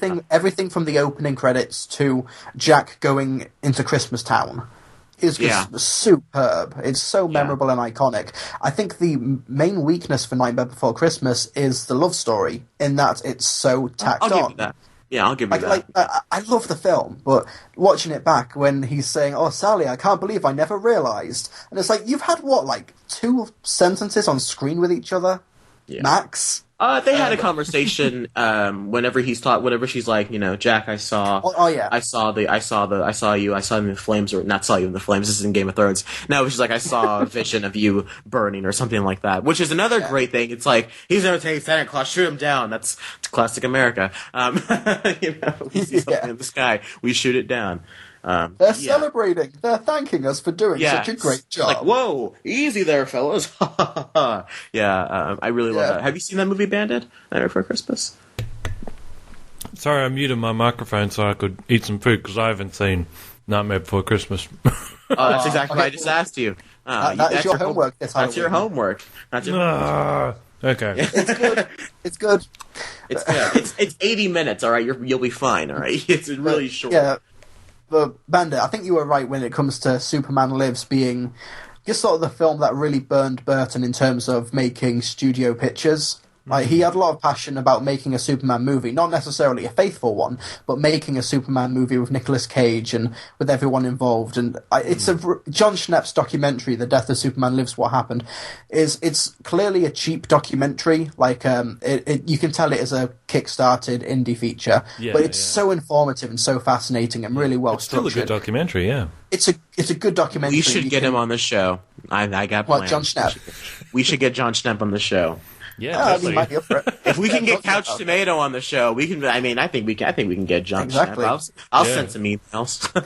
And I don't know. Poor old Couch Tomato. He got flogged in the comment section, though. Did he? We'll have to let our guests know. Everybody gets a flogging when they come on the show. Yeah. I think if we bring on John Schnepp, they're gonna love John Schnepp, because John Schnepp is just an electric personality. Sweaties unite. Absolutely. But seeing John Peters, because you hear this story about Kevin Smith talking about producer John Peters and these weird encounters they had, and then you see him in this documentary, he looks insane. Yeah, he looks insane, and there's like a whole sequence where he has to take a phone call, and he takes it in front of the cameras, and John Peters, he's off his rocker. He's insane. You can imagine, like, meek Tim Burton just being terrified of this guy. Yeah. And then you get all of that, and you get all of this insane H.R. Geiger style storyboards and these concept art. And even if the film turned out to be terrible, it would have been a fascinating failure to watch. Yeah. And I kind of been a glorious disaster. But I don't even know if it would have been too insane to be a disaster. It's hard to quantify or put into words. But I haven't seen the documentary, but I have seen concept art, and I have heard the ideas of what they were going to do. You know, the giant spider and all that, notoriously the polar bear be in there. And here's my question: There was going to be a Christopher Walken mashed with oh god, what's his name? The actor's name? The guy from House of Cards? Kevin Spacey. Kevin Spacey. Because Kevin Spacey was going to be Lex Luthor, Christopher Walken was going to be Brainiac, and at one point they were going to combine and turn into this weird combination Christopher Walken's Kevin Spacey monster. That sounds pretty sick, I won't lie. But my question is... That would have been amazing. With the 1990... I can't even do that impression right now. I was hoping you tried. I can't do Kevin Spacey I can do Frank Underwood from House of Cards, but I can't do Kevin Spacey. I'll tell you what, you do Christopher Walken, I'll try and do Kevin Spacey. I'm just going to sit back and watch. Brainiac, or something like that. I don't know, you do the Christopher Walken one. I don't know. That was the worst impression I've ever heard in my life. Oh my god. Was it so funny? I'm gonna shoot a laser through the planet because I'm Brainiac. Yeah, I can't do Kevin Spacey. I was just saying that to suck you into do Christopher Walken. Trey, you had a question. Trey, what was your question? Sorry, I distracted you from what you were saying. That question was honestly the worst thing I've ever heard. No, that's my Frank Underwood. So Kevin Spacey, just do the House of Cards. Exactly. Okay, so my question is, how would that look with 1997 technology? Because that's something that would have been out, right? Like in the early 90s, late 90s, 97. It would have looked interesting because there's the infamous photo of Nicolas Cage in this terrible Superman outfit, designed by Colleen Atwood, who is a great costume designer. She's done Chicago, Alice in Wonderland, like the bad film, great costumes. She works with Tim Burton all the time, and then this documentary shows you different behind the scenes photos and different footage, which shows that the costume looked pretty cool. Yeah. Like from in the right lighting conditions at the right angle, because it looked great. And the one that we saw it wasn't going to be his regular suit. It was going to be that he's in like a regeneration pool, like healing. So he's wearing a suit that's like healing him. So that's why it had all the sparkly lights on it. So we all thought that was going to be a suit, but it wasn't. Style. Like, could you imagine like a Tron-style suit, like from the new Tron movie, where like they wove lights into the actual fabric? That would be sick. It was like Tim Burton tells this story about how when they made Superman Returns in the mid 2000s, how was it Bryan Singer directed it? He would when they were talking about making a different Superman costume, Superman outfit, he had this folder with him the entire time, and he'd take out the photo of Nicolas Cage in the terrible looking outfit, kind of like half squinting and blinking in the really harsh light, and saying, "We do not want a costume like that." And it became like Chinese whispers for how bad this costume was, when it actually could have looked pretty good if like shot correctly. I know, and Bryan Singer, like whenever they'd say something about Superman Returns negative, like, hey, maybe we should actually have Superman punch something, he'd take out that picture and go, well, you guys were going to make this, so what do you know? I know how to make a Superman movie, trust me. Superman Returns will be the greatest Superman movie of all time. Thanks again, Bryan Singer. Yeah, you're really great, it cuts to Zack Snyder. Soon.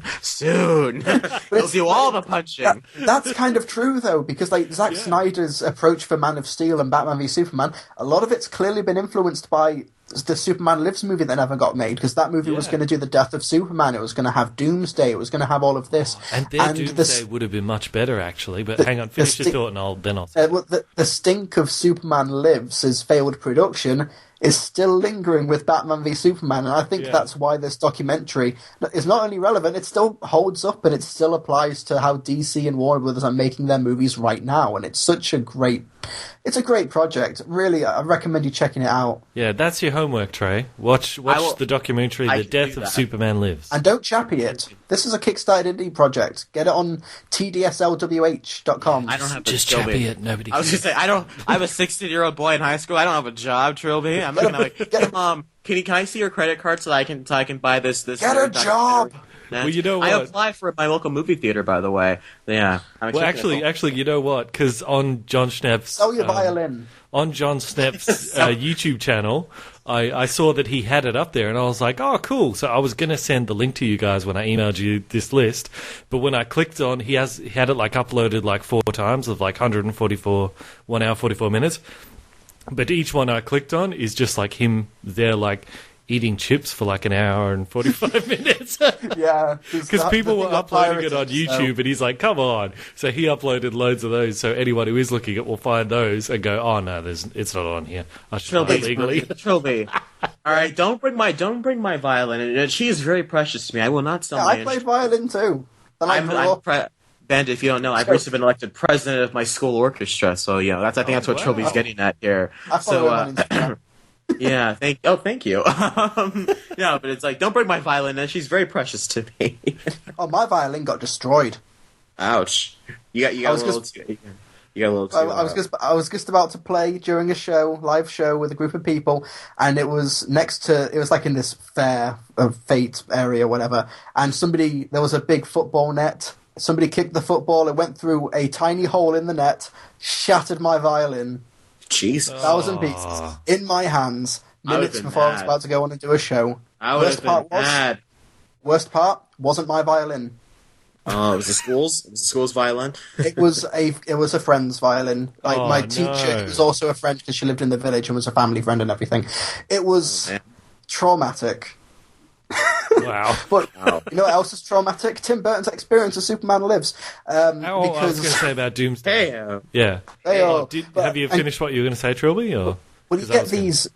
Well, afterwards, you get these films from Tim Burton, like these adaptations like Planet of the Apes, Charlie and the Chocolate Factory, Sweeney Todd, Alice in Wonderland, and Dark Shadows, where he wants to put his stamp on them, but he fundamentally misses the point. Like, Charlie and the Chocolate Factory is not a story about daddy issues. No. Alice in Wonderland is not a story. He's turned it into another thing about a creative person being squashed by Victorian era standards. Because you see a lot of Tim Burton's films, and he has daddy issues. He clearly does. Yeah, he has daddy issues, and that reflects in a lot of his films. Edward Scissorhands is about like the Vincent Price father figure. You get what else you got? Charlie Chocolate Factory. Tim Burton should get Damon Lindelof to write a movie for him, because Damon Lindelof has daddy issues too. Spielberg has major daddy issues. Just all three of them should just make a movie together and just get it out of their system. No. Damon Lindelof is to never make movies again, all right? He used to be shot on sight. He's ruined Brad Bird for me. This can't happen. No, no. The Doomsday that they were going to do in Superman Lives, they had an idea that as it's fighting Superman or whatever, it would have like 7 different faces, sort of thing. So like as it's fighting you, the faces would appear of people that you know to like mess with your head. So like Superman would be fighting it, and all of a sudden it would change and it would have the face of Lois Lane. So he'd have to punch Lois Lane in the face.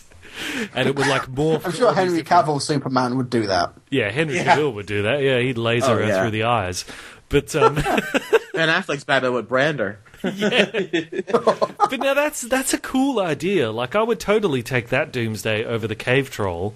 That sounds a lot like what they did in the Hunger Games book. I'm sorry to derail the podcast again, but in the book, if you've seen the first Hunger Games movie, you know at the end they have these giant dogs called mutants, whatever they are. Dogs. Yeah. But in the book, they're described more as not necessarily dogs, but just giant beasts that have faces and eyes that resemble those who have been killed. They resemble those of the tributes, which they completely cut out of the movie. But so like Katniss has to try and kill one of the beasts or mutants that's like I think it has Peeta and it's about to attack Peeta, and it has the face of Rue, one of her friend that we spent 4 chapters with in the book, and she dies, which is sad. But and like so something like that's what seems like what they're going for, which is a really cool idea. So it's also like in Hunger Games, if you kill another contestant, it's almost like that contestant comes back as a monster to hunt you. Exactly. So at it's least like in you're that being story. haunted by the monster of the guy you just killed or something. That's cool. That's a really cool idea. Yeah, and it really worked. It was really effective in that story. Yeah, Too Bad Mockingjay sucks. Anyways, you can go back to it. Does. That's a terrible book. Anyways, I think when talking about Tim Burton, you've got to talk about Batman because regardless of its quality, 1989 Batman pretty much changed the entire face of the blockbuster industry. It was Jaws after Jaws in a sense because it's hard to overstate how big Batman was when that 1989 Batman came. It was everywhere. Just to put things in perspective, go ahead. The Dark Knight is a $1 billion film, one of the most successful films in recent memory. While it did technically make more money than Batman 1989 because of inflation, the original Batman sold more tickets than The Dark Knight by like 5 to 1. 5 more people saw Yeah. Batman than The Dark Knight, and the only reason it's not one of the highest-grossing movies in history on Avatar levels is because of inflation. It was an insane juggernaut. Snow White and the Huntsman has made like what $4 billion adjusted for inflation, something like that, because so many people. You mean went Snow back White and the saw Seven that. Dwarfs? Oh, No sorry. one saw the Huntsman. Whoops, my bad. I was like, Snow White and the what? Seven Dwarfs. Yeah, the Huntsman. Okay, That would have been. but Someone put that on Wikipedia. Snow White and the Huntsman, most successful movie of all time. And see how long it takes for that to get edited. I went on Wikipedia and edited that Martin Lawrence directed The Dark Knight Rises. Just because I was bored one day, I was like, Martin Lawrence, director of Dark Knight Rises. Anyways, before we go into Batman, I had another thought on Tim Burton himself, and his films always have a very gothic tone. Yeah. And because I'm a student, we recently read Frankenstein as an English project, and that's a very gothic novel. And I think it's weird though that Tim Burton has this kind of blend of gothicism and whimsy, because a gothic book. I think if I said my project that I did poorly on, anyways. A gothic book or a gothic story is always very dark, very sullen, very depressing, and doesn't usually have a happy ending. But Tim Burton's movies take that gothic tone and give it like this like Disney-esque whimsical tone of like, it's fun to be gothic, it's just like, I just find that interesting about what he does as a filmmaker. He made Gothic mainstream. Yeah, essentially. In a sense. Well, he's sort of like a lot of his movies did hit during the sort of Gothic peak, didn't they? I suppose. Like, I guess I'm old enough to remember that. You definitely wouldn't be, Trey. I was a twinkle in my father's eye. Yes. The Goths were the grandparents of the emos. So I don't know what they are now. I don't. Hipsters? Hipsters. Hard to tell. I don't know. No, I don't know. People that like Frozen, I don't know. Actually, I heard that a woman actually divorced her husband because he didn't like Frozen. I got slapped behind the Capitol building because I made a bad comment about Frozen. So, like the Capitol building in Washington, D.C., someone smacked me upside the head because I thought, well, it was weird when in Frozen night. Why this doesn't make any sense? I started like ranting on Frozen, and someone came up and smacked me on the face. Yeah, but that's neither here nor there. Anyways. I don't know if that was a race thing or a male thing. I don't know if that's a race thing or a Disney thing, but I'm mad as hell, yeah. I am funnier than Ghostbusters. You are. Yes, we are. Archie, that is a very low bar. Thank you, Bandit, for the backhanded compliment. Yeah. There's not a lot of things that are not as funny as Ghostbusters, I'll tell you that much. Yeah. Anyway, Batman, I think it holds up. Yeah. Like, it really was a phenomenon, and it really did change comic book movies for a long, long time. Yeah, like Burton clearly doesn't understand Batman as a character, but he knows how to make an engaging film. And Jack Nicholson as the Joker is... I think Michael Keaton is also the best Batman Bruce Wayne. In that, at least he's the most memorable. Like he feels like the type of person who is hiding extreme anxiety behind the mask while still appearing incredibly badass. And there's the sequence where the Joker bursts into the house, and then he gets like, "You want to get nuts? Okay, come on, let's get nuts." Yeah. He works so. He needs to work with Burton again, because his work on Beetlejuice as well. Like, so what are your qualifications? Oh, well, I attended Juilliard, trained quite extensively, I lived through the Black Plague and had a pretty good time during that. I've seen The Exorcist about 167 times, and it keeps getting funnier every single time I see it. Not to mention that you're talking to a dead guy. What do you think? I think I'm qualified. He's so great in that movie. I love his entrance. Like his flies are just shut up. I love it. He's so great. That's a good. But some people say like, while we're still on the subject of Batman, like like Tim Burton clearly doesn't understand the character of Batman, and that has very little to do with Batman. But it didn't matter because nobody had made a Batman movie before that, apart from the Adam West movie. But remember the Bat-2C? So the point is, like, people use that 1989 Tim Burton Batman murdered a lot of people as justification for Ben Affleck murdering a lot of people. Including Zack Snyder. Doesn't work, because Tim Burton's Batman could murder people because almost nobody knew who Batman was at that time. The comic book was dying, and that movie put him back on the map. So you can't use that Well, because this came out 3 years for Batfleck. Yeah, Murder this was Man. 3 years after Batman: Dark Knight Returns. So I feel like Tim Burton walked over. He was walking a comic book, and I can't do a Tim Burton impression. I don't know. I don't remember what he sounds like. And he just walks over, and he's just like, "Oh, hey, Dark Knight Returns." He flips through, and he sees the part where Joker snaps his neck. He's just like, "Oh, yeah." And then he doesn't keep reading to see that he actually didn't kill him. He just broke his neck enough to. Also, because Batman killing is in the Batman film. Doesn't feel out of place, whereas in like Batman v Superman, it does feel out of place because not only do we have these previous examples, but the Joker is alive. The dynamite down the manhole was pretty rough. I won't lie. Yeah. It just drops the grenade down and keeps walking away. But it's like, sure, that happened in the Tim Burton movies, but then we moved away from that with the Nolan movies, where he did kill people, but he at least tried not to. He didn't have any other choice, he had to kill. He had to kill Harvey Dent in a sense. Yeah, at least that where that he was trying to save that kid's life. So precisely. But it's like, so we were ready to like move forward again to a really comic accurate version, but instead he went all the way back to Tim Burton again. It's not a step forward, it's 5 steps backwards. That's why it doesn't work in this day and age. This movie's so trash. God, but how great is Danny Elfman's music for the Batman films though? That's every score ever. Danny Elfman.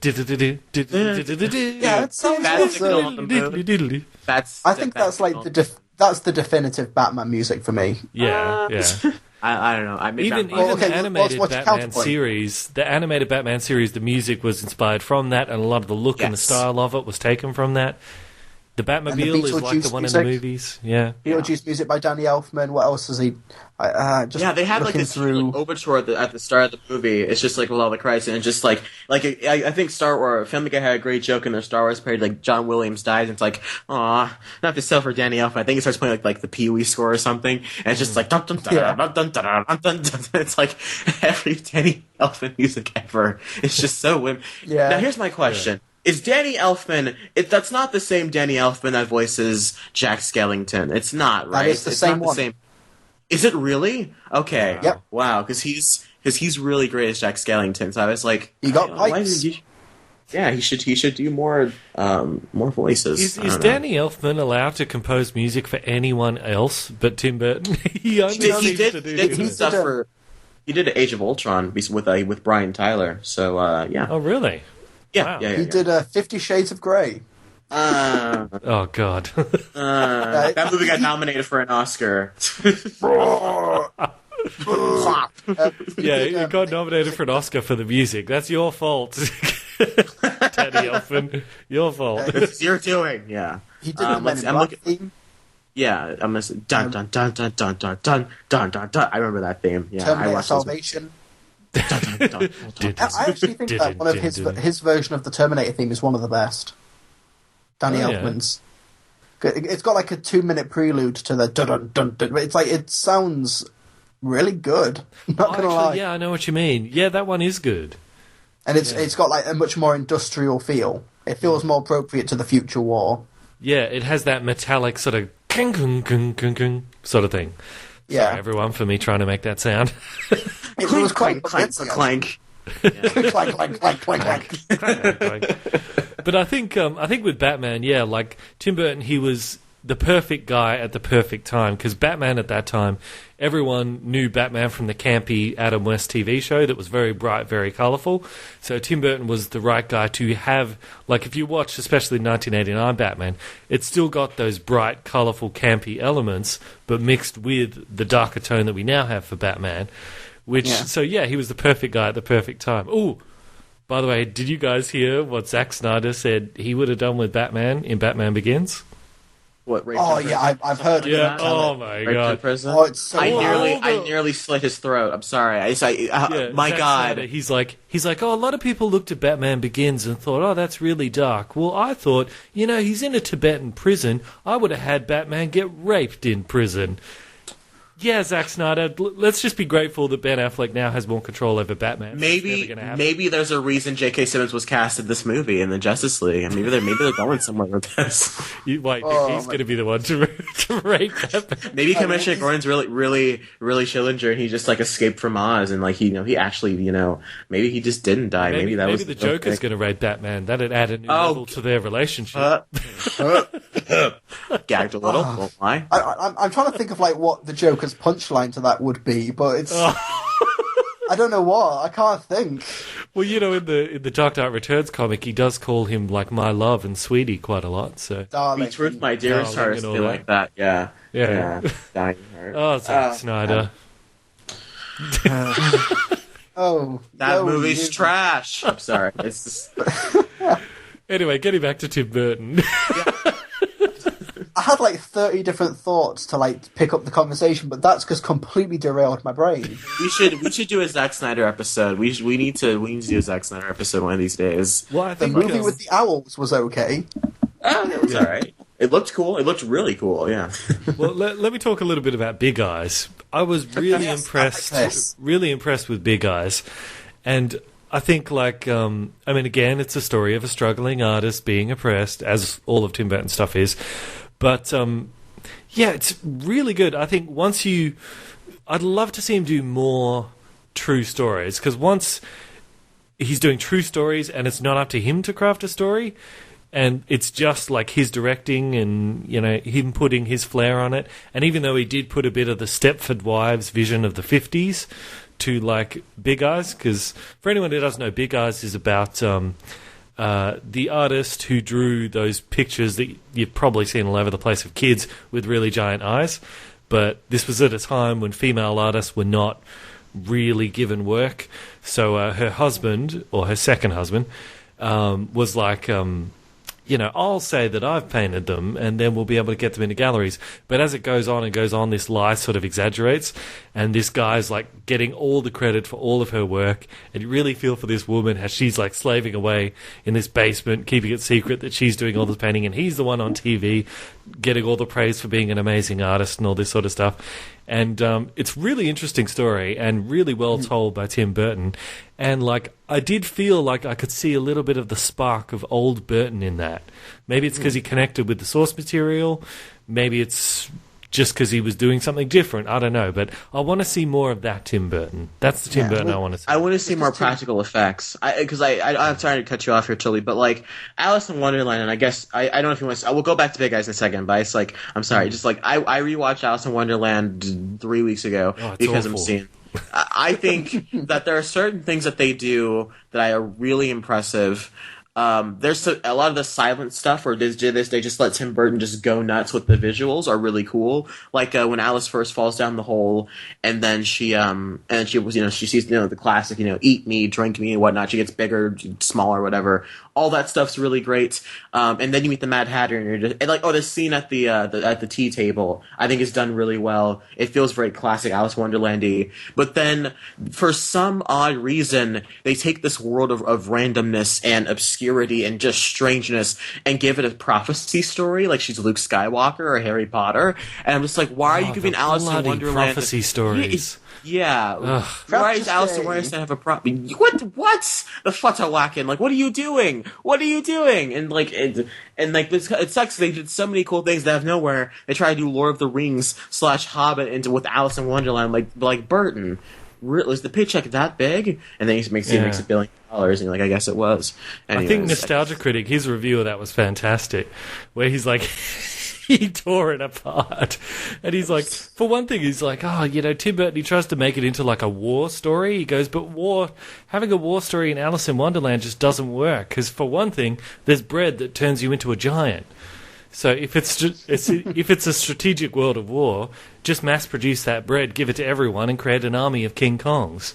So it's it doesn't work. Maybe pour some of that liquid in the dragon's mouth, and he'd be like the size of a fly, and then squash him. It's very simple. And the whole thing is it starts out that she's being forced to marry the guy, and she's being told what to do, and blah blah blah. And the whole reason apparently she goes to into Wonderland or Underland. What was that? That was so stupid. So okay, stupid. Sorry. Totally unnecessary too. But the whole reason she flees into Wonderland is because she doesn't want to be told what to do. It's like in her Victorian era, it's almost like her whole life has been planned out ahead of her, for her, by her family and all this sort of stuff. So she goes into Alice in the Wonderland, where she's the chosen one, and her life has literally been written for her in the scroll. And what does she do? Mm-hmm. She does exactly what it says.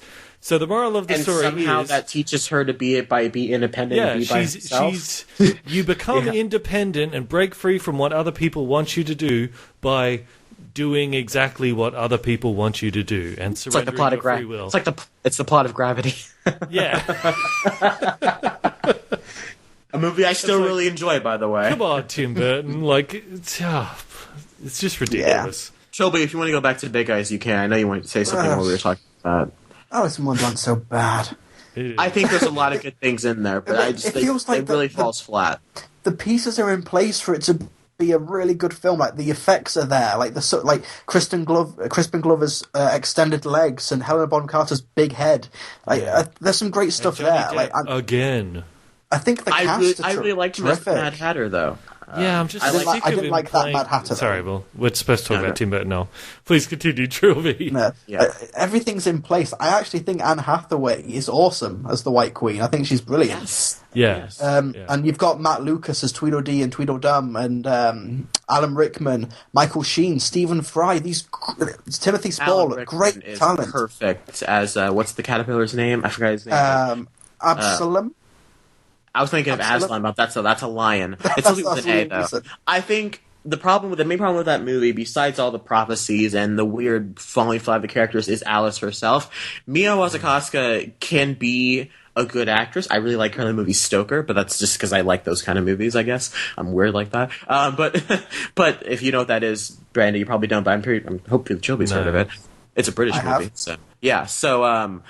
And so my thing, I feel like Alice, at least in the original cartoon and in the book, she seems very like the straight man of all this craziness, but she seems like she has a lot of spirit to her still. Like when I picture like what would the girl act like in Alice in Wonderland, I picture like what's her face, like Emma Thompson from Saving Mr. Banks. If you guys have seen that movie, like like more of like that like uppity like fruity patootie kind of personality, but instead it's just Mia Wasikowska standing around talking like this. And reacting to this. I make the path. You have to watch off with your head, and then I'm gonna say, "Whoa." I'm dreaming. I'm still dreaming. She's bored. She's a bored, isn't she? Yeah. Well, at least the next movie starts with her in a nut house. I like that. Yeah, and Moriarty's in it. Yeah. I think I've seen it in IMAX on Tuesday. Sacha Baron Cohen is in the next one. I think he looks like he's having fun as always. He's meant to be really good in the film, actually. I think he's the villain, isn't he? Yeah, he's Father Time. Father Time. Yeah. But even the people, I've spoken to a few people who do like the Alice in Wonderland film, and I get it. But everyone I've spoken to hates the ending when the Mad Hatter dances. Everyone is embarrassed by that thing's very existence. I'll tell you what, 10-year-old dogs look at that sequence and think, why do humans get to wear clothes? They made that. Why do they get to rule? It embarrasses the human race. That whole like when dogs are having nightmares and they're like running, like you hear like the dog's like poof, poof, it's like running it, and it's just like trying to get away from Johnny Depp constantly, dancing behind them. No, it's like the dolphins are like, well, it won't be long, guys. We're next in line, so. Dolphin people are next. You thought you've gone too far. But yeah, let's go back to Big Eyes, because I think it goes back to Tim Burton having a tie to the material and having real passion for it, because his first wife, Lisa Marie Smith, who had like a starring role in Ed Wood, she actually got a Big Eyes portrait done by the actual artist. What's her name? Margaret something. So Thatcher. Tim Burton actually... Keane, Margaret Thatcher. Yeah.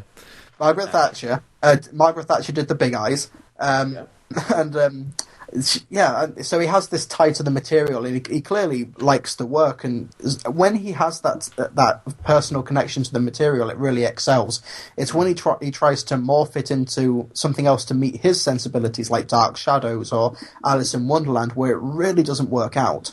And I think having everything revolve around Tim Burton, Johnny Depp and Helena Bonham Carter hasn't helped his career. No. Him and Helena Bonham Carter are divorced now. Actually, they've separated. Really? So I don't know. Well, they always slept in like separate beds, so I don't see what the big deal is. Like from what I've heard, they weren't like lovers. I don't see what. They were partner. I don't think they ever got married though. They were they were boyfriend and girlfriend for like 13 years or something. Well, when you say it like that, Is it bad to say that I've never really enjoyed Helena Bonham Carter in something? Like yes. maybe Bellatrix Lestrange, She was like good she's in always Fight Club. all right there, fine. One thing, Fight Club. She's good in Fight Club, but like Bellatrix thing, like, every time she appears, every time she's in the Harry Potter movies, I'm like, this is now really cheap. I feel like I'm watching someone act. Like in Les Mis, a movie that I'm not a big fan of anyways, but every time she shows up, it's like I feel like I'm watching someone like just try and derail this incredibly dark and depressing movie with some comedy. I'm going to list off a few things Helena Bonham Carter's done. And Trey, I want to know if you like them. Cinderella as the fairy godmother. No, she's the worst part of that movie. I think I said that in my review of it too. Yes, she's the worst part of that movie. Have you seen Wallace and Gromit: Curse the Were-Rabbit? Who is she in that? She's Lady Tottington. All right, fine. That's two things then. There. All right, you got me. Okay, and Skynet in Terminator Salvation. Come on, Trilbee. No, come on, Trilbee. She's the best thing about that movie. No, Christian Bale's the best thing about that movie in his Batman voice. We gotta kill Terminators. I'm John. We're all dead. We're all dead. What do you think you're doing? No. I like the Cockney accent you bring on. Thank you. It doesn't sound like that much. Have you seen that? That video is one of the funniest videos on the internet out there. I love Christian. Christian, calm down. No, I love it. No. Oh my god. No, I'm gonna sweep this chimney until you shut up. I love Michael Caine's reaction to that video. He's just like, I mean, if you saw me back in the day, if they had cameras, I mean, they'd be freaking out. He's like, that's nothing. Well, Christian Bale did say that he's like, he said for that scene, he was trying to channel, like, he had a scene where he had to be, like, super angry, so he spent, like, the whole day, like, working himself up, and he was trying to channel, the craziness of Sarah Connor from Terminator 2, so when the guy moved the light, he's just like, ah! Well, apparently, like, there was a stressful day, like, they were doing reshoots and stuff, and they kept on having to redo this take, and he was just, like you said, he was really worked up and angry, and it was just a perfect lightning in a bottle of horrible that just made us all fall apart in one of the best videos I've ever seen. See, the problem, like, the thing about that is that you get so many actors' meltdowns and things like that. working in the industry, I have heard horror stories. For you. I have heard horror stories. Oh, God. And Christian Bale's breakdown ranks, it barely is a blip on some of the stuff I've heard other actors do. It's because the fact that was recorded and that went public that became such a big deal. If you heard the stuff that Tom Hardy has done on set, oh god. Well, apparently, him and I was going to say him and Furiosa, him and Charlize Theron, who I think they just released a picture of her from the Fast and Furious movie. She's going to be the villain, which is pretty cool. Apparently, they hated each other. Are they? Is she? The villain in Fast and Furious. Oh, She's got Metallica shirt on. Oh, right on. They didn't get along on Mad Max Fury Road. Tom Hardy and Charlize Theron. I'm talking about Tom Hardy when he was Bill Sykes in a TV version of Oliver Twist. Oh god! Apparently he was a nightmare. I'm told. Well, I think someone asked him about his personal life, and he started flipping out in a Tom Hardy way. He's great in Inception, by the way. Can we get Tom Hardy? Can we get Tom Hardy in a movie where he doesn't have to try to win an Oscar? Can he hurry up and win an Oscar so I can just get fun Tom Hardy back? Well, because I was going to say, can we get Tom Hardy on the podcast? Man. Let's do that. There you go, Trey. You can handle that, right? No, I mean, you know him. This is when we find out. This is when we find out that he's a racist, and it all goes downhill. No, but it's like you watch him in Inception. He's just having so much fun by being just the smooth, charismatic, almost Bond-like British man. Well, and then if Idris Elba doesn't get James Bond, I'll be fine with Tom Hardy being James Bond. Dude, Tom Hiddleston. Give me Tom Hiddleston as James Bond. Idris Elba. I don't know. Idris Elba. I think Idris Elba's my top vote, but I don't know about Tom Hiddleston. Anyway.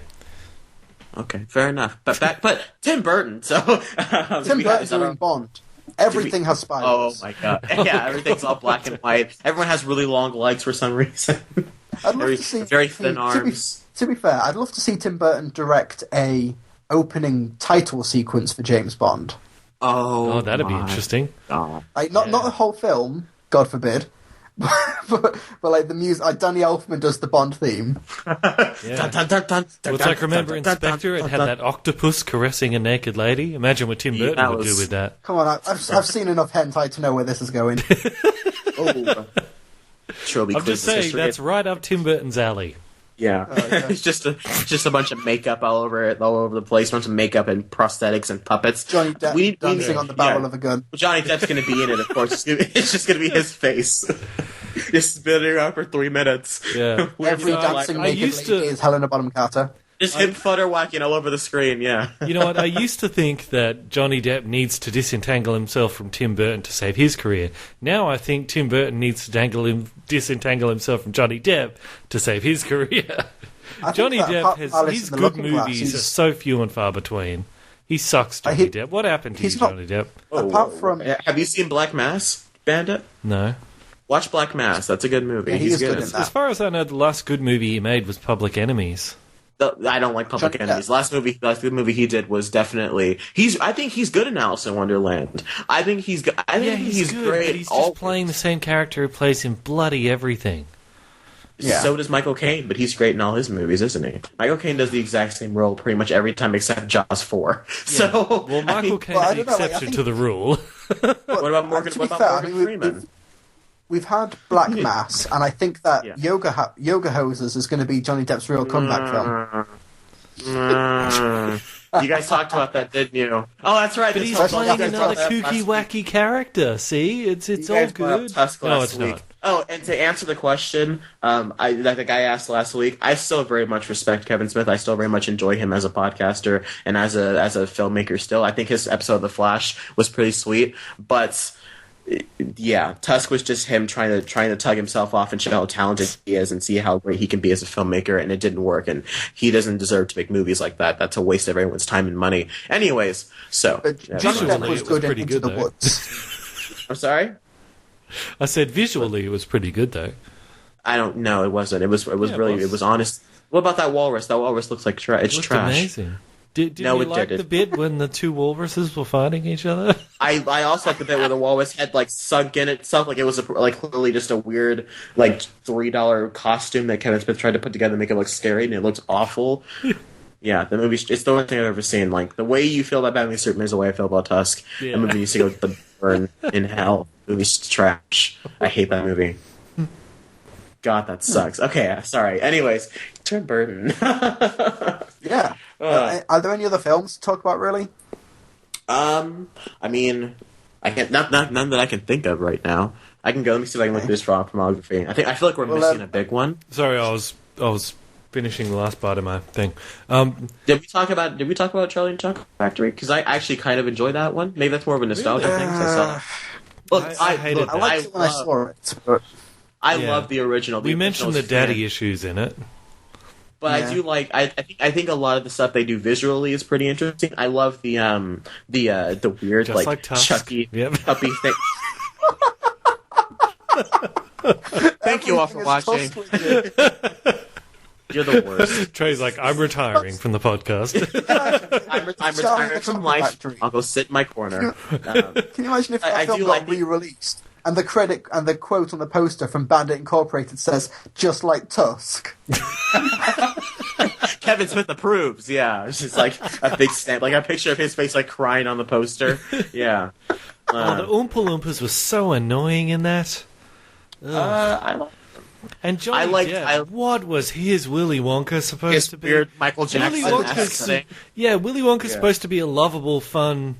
You know, like with the heart of a child, not this weird, creepy pedophile type thing that Johnny Depp was doing. I think he was trying to do something different than than what Gene Wilder did back in the 70s, because Gene Wilder was great. You lose! Yeah, all that crazy, his crazy, all his crazy antics. But Johnny Depp's Willy Wonka just that's my favorite line. It's so lacking in whimsy, because Johnny Depp just feels so... He seems like the type of person who Batman does not want to be locked in a prison cell with. Yeah. If you catch my drift. It's not a fun adventure. Trilbee. It's supposed to be a fun adventure. It doesn't feel fun for 1 second in that entire movie. Yeah, I do still like... Huh? If you compare it to the 1971 Gene Wilder one, it's night and day. The original one's so good, and the book is great, of course. But that film, I think Gene Wilder's performance is one of, probably sounds like hyperbole, but I do think it's one of the best on-screen performances ever. It's so great. It's another one of those movies that just shouldn't be remade. I don't know. Where was that? Full circle. Become full circle. Charlie and the Chocolate Factory. Get out of there, son. Get out of there. It's a trap, Trilbee. Get out. It's a trap. Trying to play back into the Ghostbusters is a trap. There's a male lead in this film. It's clearly men's rights activist propaganda. Hang on, let me... if you guys chat, I'll actually... Let me Google, because I want to see what Tim Burton's next project is going to be after Alice in Wonderland. It's Peculiar Home for Peculiar Children, Peregrine. Yeah, it's based off those and books. Dumbo. That's, I probably... Oh, yeah, and he's doing Dumbo, which I'm so psyched for because of that elephant scene. That's the only thing I want to see. Is that. All right, well, there you go. But I guess to sum up, I'm just hoping that we can... I hope that Tim Burton reclaims that creative spark that he wants, and I hope that he gets over his daddy issues too, eventually. We're definitely going to have a scene in Miss Peregrine's home where he's just like, well, it was all happened when my dad beat me, or something like that. We're going to have that scene where, they're talking about dads and whatever.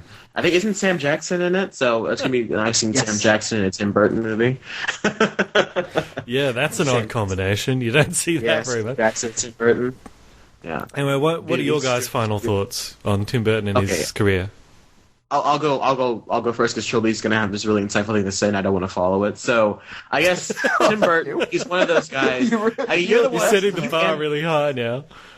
Yeah, Tim Burton is one of those guys where I feel like he's necessarily a love him or hate him director, but some of his films are very love or hates. I think he's got his golden standards. He's got his Beetlejuices, his Ed Woods that I don't think I've seen. He's got his Nightmare for Christmas, and he's got some of his greater ones. We didn't even talk about Pee-wee, which I haven't seen either. But but at the same time, he's got his newer films, which are his which is Planet of the Apes, his Alice in Wonderland, his Dark Shadows. I feel like he's a filmmaker that Bandit was right. He definitely needs to have a comeback and kind of make a movie that's really great and get him on the right track. Apparently, if Big Eyes is that, I should probably check it out. But does Christoph Waltz do his regular accent in that movie? Because I love Christoph Waltz's accent. Yeah, he does. He does fantastic job. Christoph Waltz, a.k.a. Hans Lander. He's good in everything except Spectre. It's crazy, isn't it? Yeah. The reviews for Big Eyes hated Christoph Waltz, but it kind of reminds me of like Eddie the Eagle or Trumbo, where these actors do very over-the-top performances to portray these real-life characters, but that's because they are real-life people who were that big. Like in Big Eyes, in the court case near the end, he's literally talking to himself, and that really happened. That was real. Yeah, and he's playing it like that because that guy was a con man, and that's what con men are like. Yeah, and he was that over-the-top. How is it that some people can criticize people when they do accurate, over-the-top performances of real life people? Yeah, but Steve Carell can come in and do what's the guy's name? The guy from Foxcatcher, and get Oscar consideration. I think he got a nomination for it. And people are just like, look how real and horrifying it is. And I'm like, I thought it was really cheesy. I'll be honest with you. I thought the movie was boring and cliched. I'll be completely honest with you. I wasn't a big fan of Foxcatcher, but I don't say that out loud because some people hurt me. It really wasn't that great. I think he's great in it. The story is so much creepier than the film. Yeah. The film was so restrained. Well, I think that's because Bennett Miller doesn't... What is this movie? Foxcatcher. You explain, Trilbee. I've never heard of that. It's the film with Channing Tatum, Mark Ruffalo, and Steve Carell from like 2 years ago. It was considered an Oscar frontrunner before it came out and was pretty mediocre. But it's got still got a lot of nominations, Carell. it got like a couple of nominations. Yeah, Steve Carell is under heavy makeup as John DuPont, who used his fortune to create a wrestling group, like not WWE wrestling, SmackDown. Do you smell what the Rock is cooking? Wrestling, but sort of like what would you like wrestling? The leotards and the tights. Yeah, when you're in leotards, you're on the mats and stuff. Yeah, and he used his personal fortune to fund Foxcatcher Ranch to train these wrestlers, and it's clear that he was dealing with a major Oedipus complex, like a love for his mother, and also just clear closeted homosexuality which manifested itself in an ending that is pretty messed up, but the true story is so much darker and more depraved and weird, and the film is so restrained. It doesn't delve into that at all. It's all surface. Like, Netflix has just got a Foxcatcher documentary that's just gone, like, it's a Netflix exclusive. I've not watched it, but I really want to, because that story is that's messed up. I think the issue of Foxcatcher lies on my list for the homework thing. Well, I think my issue with Foxcatcher lies with director Bennett Miller, because he's talented. Like, Moneyball's great. That's the Brad Pitt baseball film. I hated that. Well, there you go. Let's not get sidetracked anyway. Anyways, but Bennett Miller, and he was telling stories about the actor was telling stories about how Bennett Miller has a very distinct vision of how he wants the actors to act at all times, and how he wants them to go, and how far he wants them to go. I think I don't know if it was you that told me the story, Bandit, of when they were filming the movie, they had one like really bad secret on him so that they would always stay in character, or else that secret would get leaked. Yeah, I feel like he went, and I've looked up the school because I am applying for colleges soon. So I looked up the school that he happened to went to. I think it was an academy, a film academy in California. And your freshman year film, you have to sit back and watch silently as everyone deeply and harshly criticizes your movie that you've worked like a whole semester on. And so I feel like that's like, so I'm not applying there. But I feel like I punched somebody in the face. Well, hey, at least YouTube comments have like softened you up to criticism. I suppose so. Or not softened, hardened you.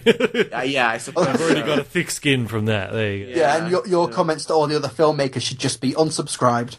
Feminist propaganda, etc., etc. Feminist propaganda, yeah. Whitewashing. Worse than Ghostbusters remake, yes. Kevin Smith level of mediocrity. I'm sorry, that's me. Tusk was better. Tusk was better.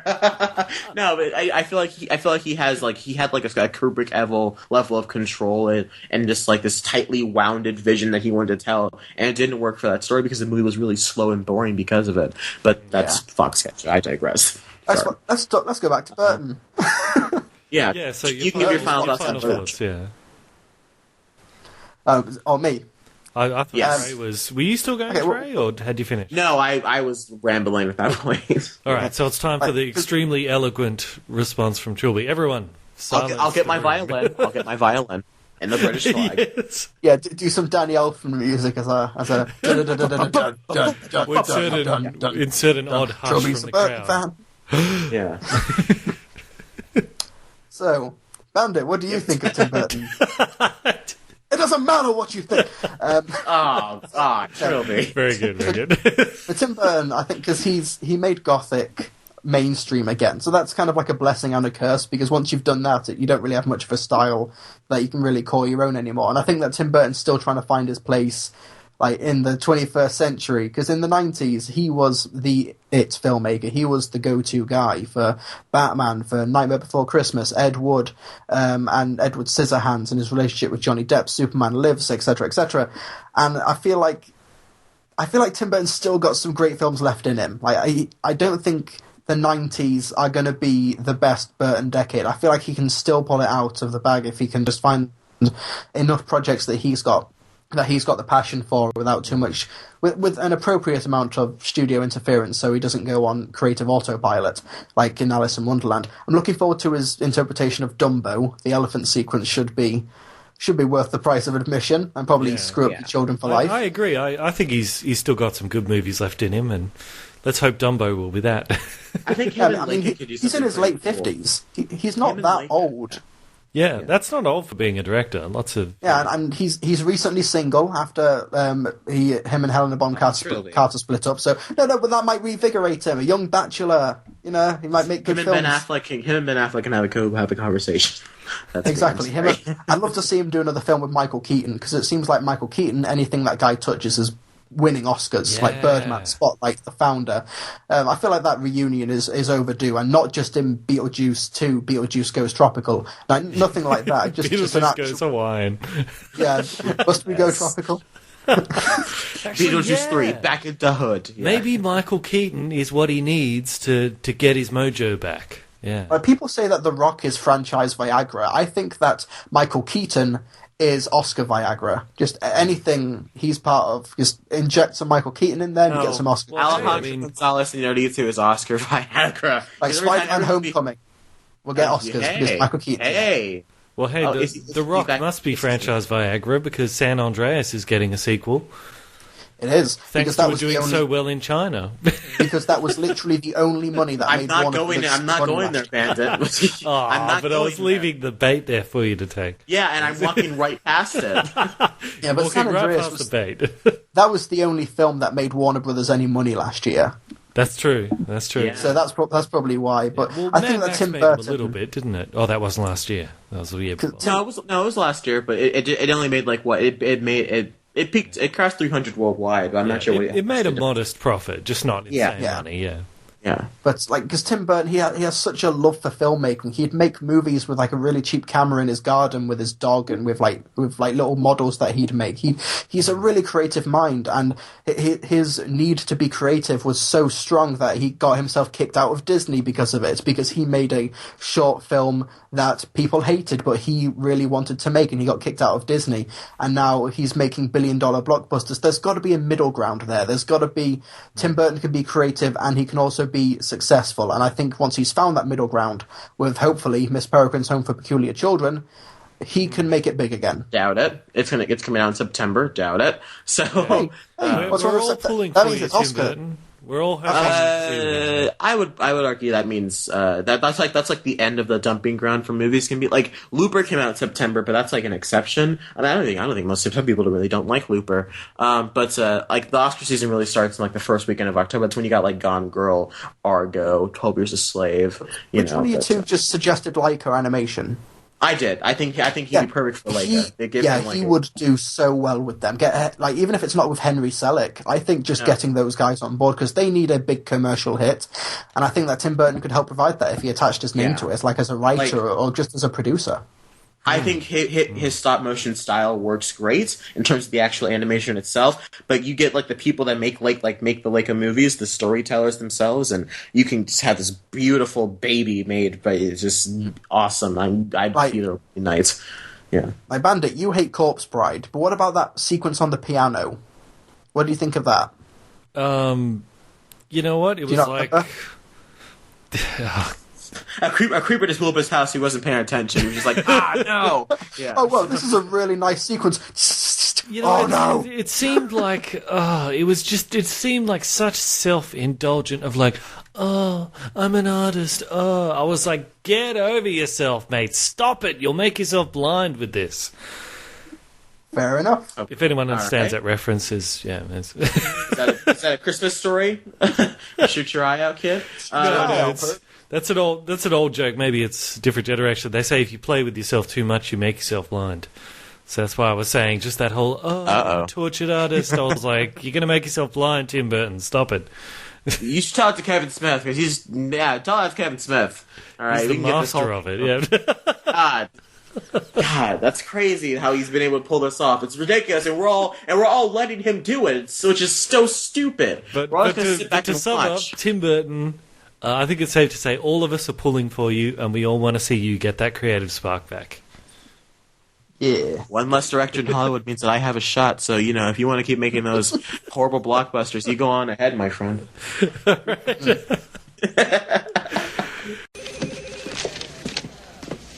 Excuse me. I'd like to ask you a few questions. Alright, so this is listener questions, in which case, on the Facebook page, Movie Mania, we ask that we posting, do your listener questions. And in case you guys comment your listener questions, and the best ones get read on the show. We're doing a cleanup episode here, aren't we? Yeah, we're going to. I don't know if this one was asked yet because I didn't get to the listener question portion of last week's episode.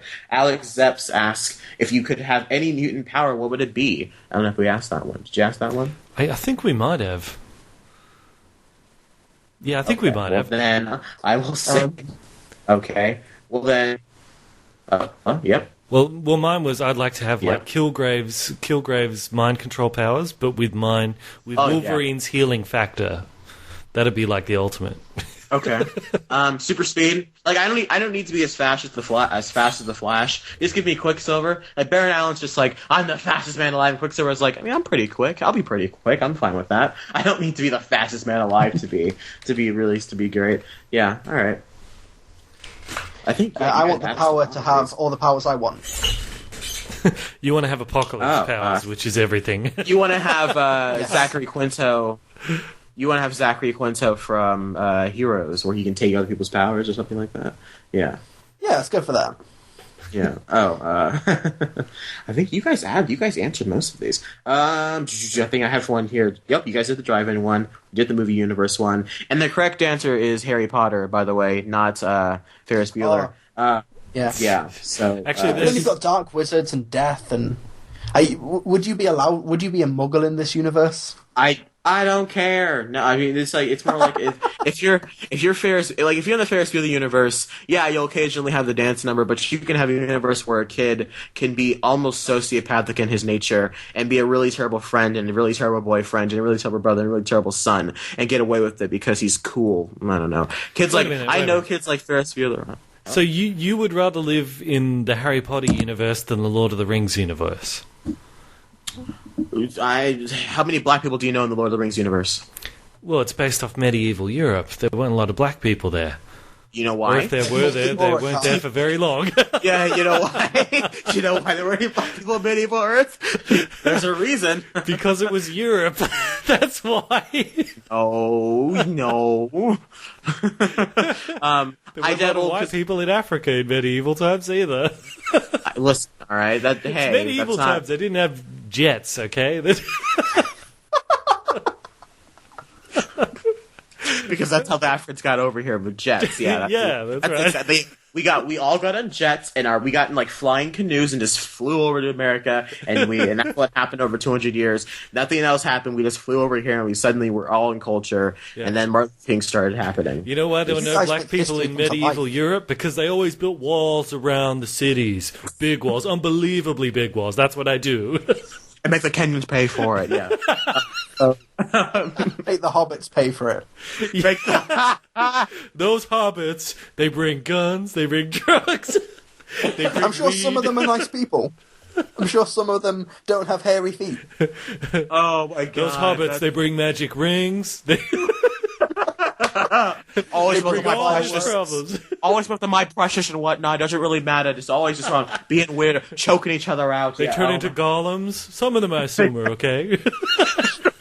They're all grey and weird. They have giant pizzas. What have we done? That's incredible. Oh god. Bring dragons. Yes, they always burn down the places with dragons. Oh my god. There'll be little mitts always stealing things. The ring wraiths always follow them, causing problems.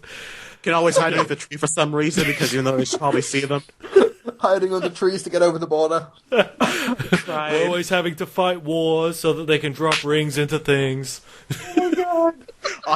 Always dropping rings and everywhere, just leaving Mountain Doom everywhere, just spilling sour everywhere all over the place.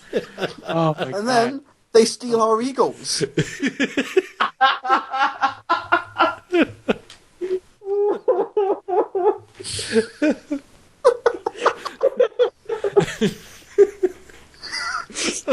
The Eagles are coming, not anymore. Oh, I'm crying.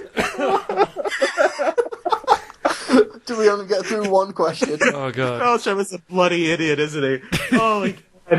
He's going to be the president at this rate. Someone wants Hillary, and Bernie's out of the... Well, it looks like he might be the president. He looks like he might become... Guys, I might have to move to Australia, Bandit. I might meet you down there. You might have to beat me up when I arrive at your house because... Get Earth. We got to get to Mars. Get Earth to Mars. Well, Australia is kind of worse, you know. All right, well, I'll go Trilbee, the UK. No, don't. Everyone here makes love to pigs, and there's lots of affluenza. Just stay where you are, Trey, and try to make the best of it. Everywhere else sucks. You know what happens when he's done taking all the Mexicans out of the country? You know exactly what he's coming for next. That's all I'm going to say. He's going to start being like, the blacks are useless in American. They're all... Oh, dear. Oh, God. The best. Okay. Well, I'm here on the Twitter page. We got a question on the Twitter page. We should cover this because we don't often get questions on the Twitter page. Yeah. Miss Cutie Patootie, good name, says, question for the next episode. DC putting too much on Affleck's to fix their franchise. And she's put like a meme. What are those memes called where they have a bit of movement to them? Whatever it is. GIFs, that's it, yeah. She's put a GIF of Batman face-palming, the animated Batman face-palming, saying, I don't want this. Do you think they're putting too much pressure on Affleck to fix everything? No. Because he's not going to be the one that fixes everything. From what I hear, they are banking a lot on Ben Affleck's Batman, though. They have to, though. I think at this point, so much pressure was on Dawn of Justice to be good. At this point, now they're just trying to at this point, the floatie's already broken and they're in the deep end of the pool. They're just trying to not drown. They're trying to keep their nose and their mouth above water and not drown in the slew of hatred that's surrounding this DC property. I think they're making a mistake in banking on Batman to save things because Batman is broken from Batman v Superman. You can't unbreak him now, especially if Zack Snyder gets that scene that he wanted. So one cannot fix what was never truly working. Yeah, but see, they should really be banking on Wonder Woman to save things because she's a new character in terms of live action movies. And everyone's excited to see her. If you make her popular, she could carry it on her shoulders. They should really be focusing on her or, maybe out of left field Aquaman or something like that. But they're not. They're just Batman. Well, and that's part of the reason let's not get too crazy. Let's not get too crazy. They're not just focused, and you're going to interrupt me here, but they're not going to interrupt you on. They're not focused on just Batman. Because they, first of all, they have yet to still confirm a release date for Ben Affleck's Batman. The rumors that's going to be in October. It's going to happen, and he's the executive producer of Justice League, but he's not directing Justice League. Justice League is still going to be a Zack Snyder movie. I don't care who's producing it. It's still going to be a Zack Snyder movie because you could have Nolan working with him, and it still might be a little off.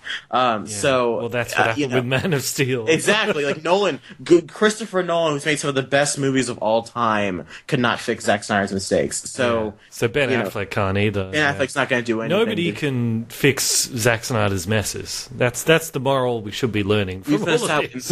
And we've been saying it since March 25th when we all saw the movie. The thing that we need to do to fix this universe. I'll make a 30-second video of how to fix DC Cinematic Universe, and it's going to be me burning a picture of Zack Snyder. That's just all. This is just getting rid of Snyder. That's what needs to be done. Oh, sorry, Trilbee. Sorry. Unsubscribed. 500. I hit 500 subscribers, by the way. Thank you for that, man. 499. I was 499. Trilbee. Grr. All right, I think is that the last question we have here. Unless you have any more you want to go through. There's another one on Twitter here. Okay. It says, Because Media says, question, if you could make your favourite movie bad or even worse, what would you do? If you could make your favourite movie bad or even worse. So, your favourite movie is The Dark Knight. Yeah. If you had to, this is a strange question. Oh, I got you. If you could make your favourite movie bad or even worse, and you're trying to sabotage the movie. Yeah, how could you, if you wanted to sabotage The Dark Knight, what could you do? Well, for starters, I would take Christopher Nolan out of the director's chair and put in Michael Bay, and then I would take out Maggie Gyllenhaal and put Katie Holmes back in, and I would take the script from Interstellar and put it in The Dark Knight instead, and that way, instead of like this really kind of almost simplistic story of just good versus evil, it's now about like family and fourth dimensions and what it means to be a person. I don't know. There's a lot of ways to make Dark Knight. I guess honestly, just thinking about some of the things will make. I can't even say it. Makes a joke. We'll make The Dark Knight worse. I mean, thinking about how Two-Face was able to survive for upwards of 2 to 3 days with his burned face exposed like that without getting infected and yellow and all pussy, or yeah. Well, for me, my favorite movie is The Good, the Bad, and the Ugly. And the way to break that is, according to internet logic, give it an all-female cast. That'll break it. I've got an idea. Can of worms opened. All right. Okay, one of my favorite movies ever is Terminator 2: Judgment Day. Yeah. I thought you were going to say Terminator Genesis. I'm about to end the podcast right now. Okay, what I'd do, I would replace Edward Furlong, who played young John Connor, replace him with Macaulay Culkin. Oh, God. And then... Would that be so terrible? Terminator 2 is essentially Home Alone, except instead of burglars, it's a Terminator. I would argue... Oh, that's the best. He throws a can of paint down the stairs, knocks over Arnold Schwarzenegger. Yeah. Like, all the kids. Gets down and he just punches Joe Pesci in the face. That could actually be a Superman Live style of gloriously horrible. I think the weakest part of Terminator 2 is Edward Furlong. I know that's sacrilegious to say, but it's I'm not the world's biggest Terminator fan, but God, I'm dying over here. That laughter really killed my throat. But the worst part, I think, of Terminator Genesis is Terminator 2 is Edward Furlong. But, okay. All right, guys, so thank you all for watching. This has been a great episode of the podcast, talking all things Tim Burton and the movie news and Trump. All right, join us next week when we talk X-Men Apocalypse. Trilbee, where can the people find you? You can find me on my website, www.trilbee.com, on my YouTube channel at Trilbee Reviews, on my Twitter at Trilbee Reviews, and I've just started writing for geekfeed.com, which is a regular movie geek news outlet. You can find my writing there. That is geekfeed.com. Check out all of the articles and be sure to follow their social media and stuff like that. Okay. Andrew, where can people find you? The people can find me on YouTube and Facebook and Twitter as Bandit Incorporated. And my final of Revenge of the Sith... Sorry, choking on my own words. Revenge of the Sith should be out within the next week or so. I'm aiming for. I'm in hopefully, that one. I'm in this one, aren't I? I just animated your scene, actually. Yay! Woo! Yeah. You're the X-Wing alien pilot guy. Yeah, you'll clearly hear my voice, but I don't try to do an accent or match my voice, and I'm clearly da da da da. I'm not gonna give away with the And then line Christopher Walken came to the Jedi chamber. I totally should have done. What you doing? The way your sister did an alien voice on something, I should totally just have done Christopher Walken, just been do you even believe Master Jedi? Anyways, the people can find me on Instagram, Twitter, and Facebook, all the social media sites, YouTube, all at either Podcast Media or Trey White. Thank you all for watching. Join us next week. X-Men Apocalypse. Catch you all later. Our Movie Maniacs.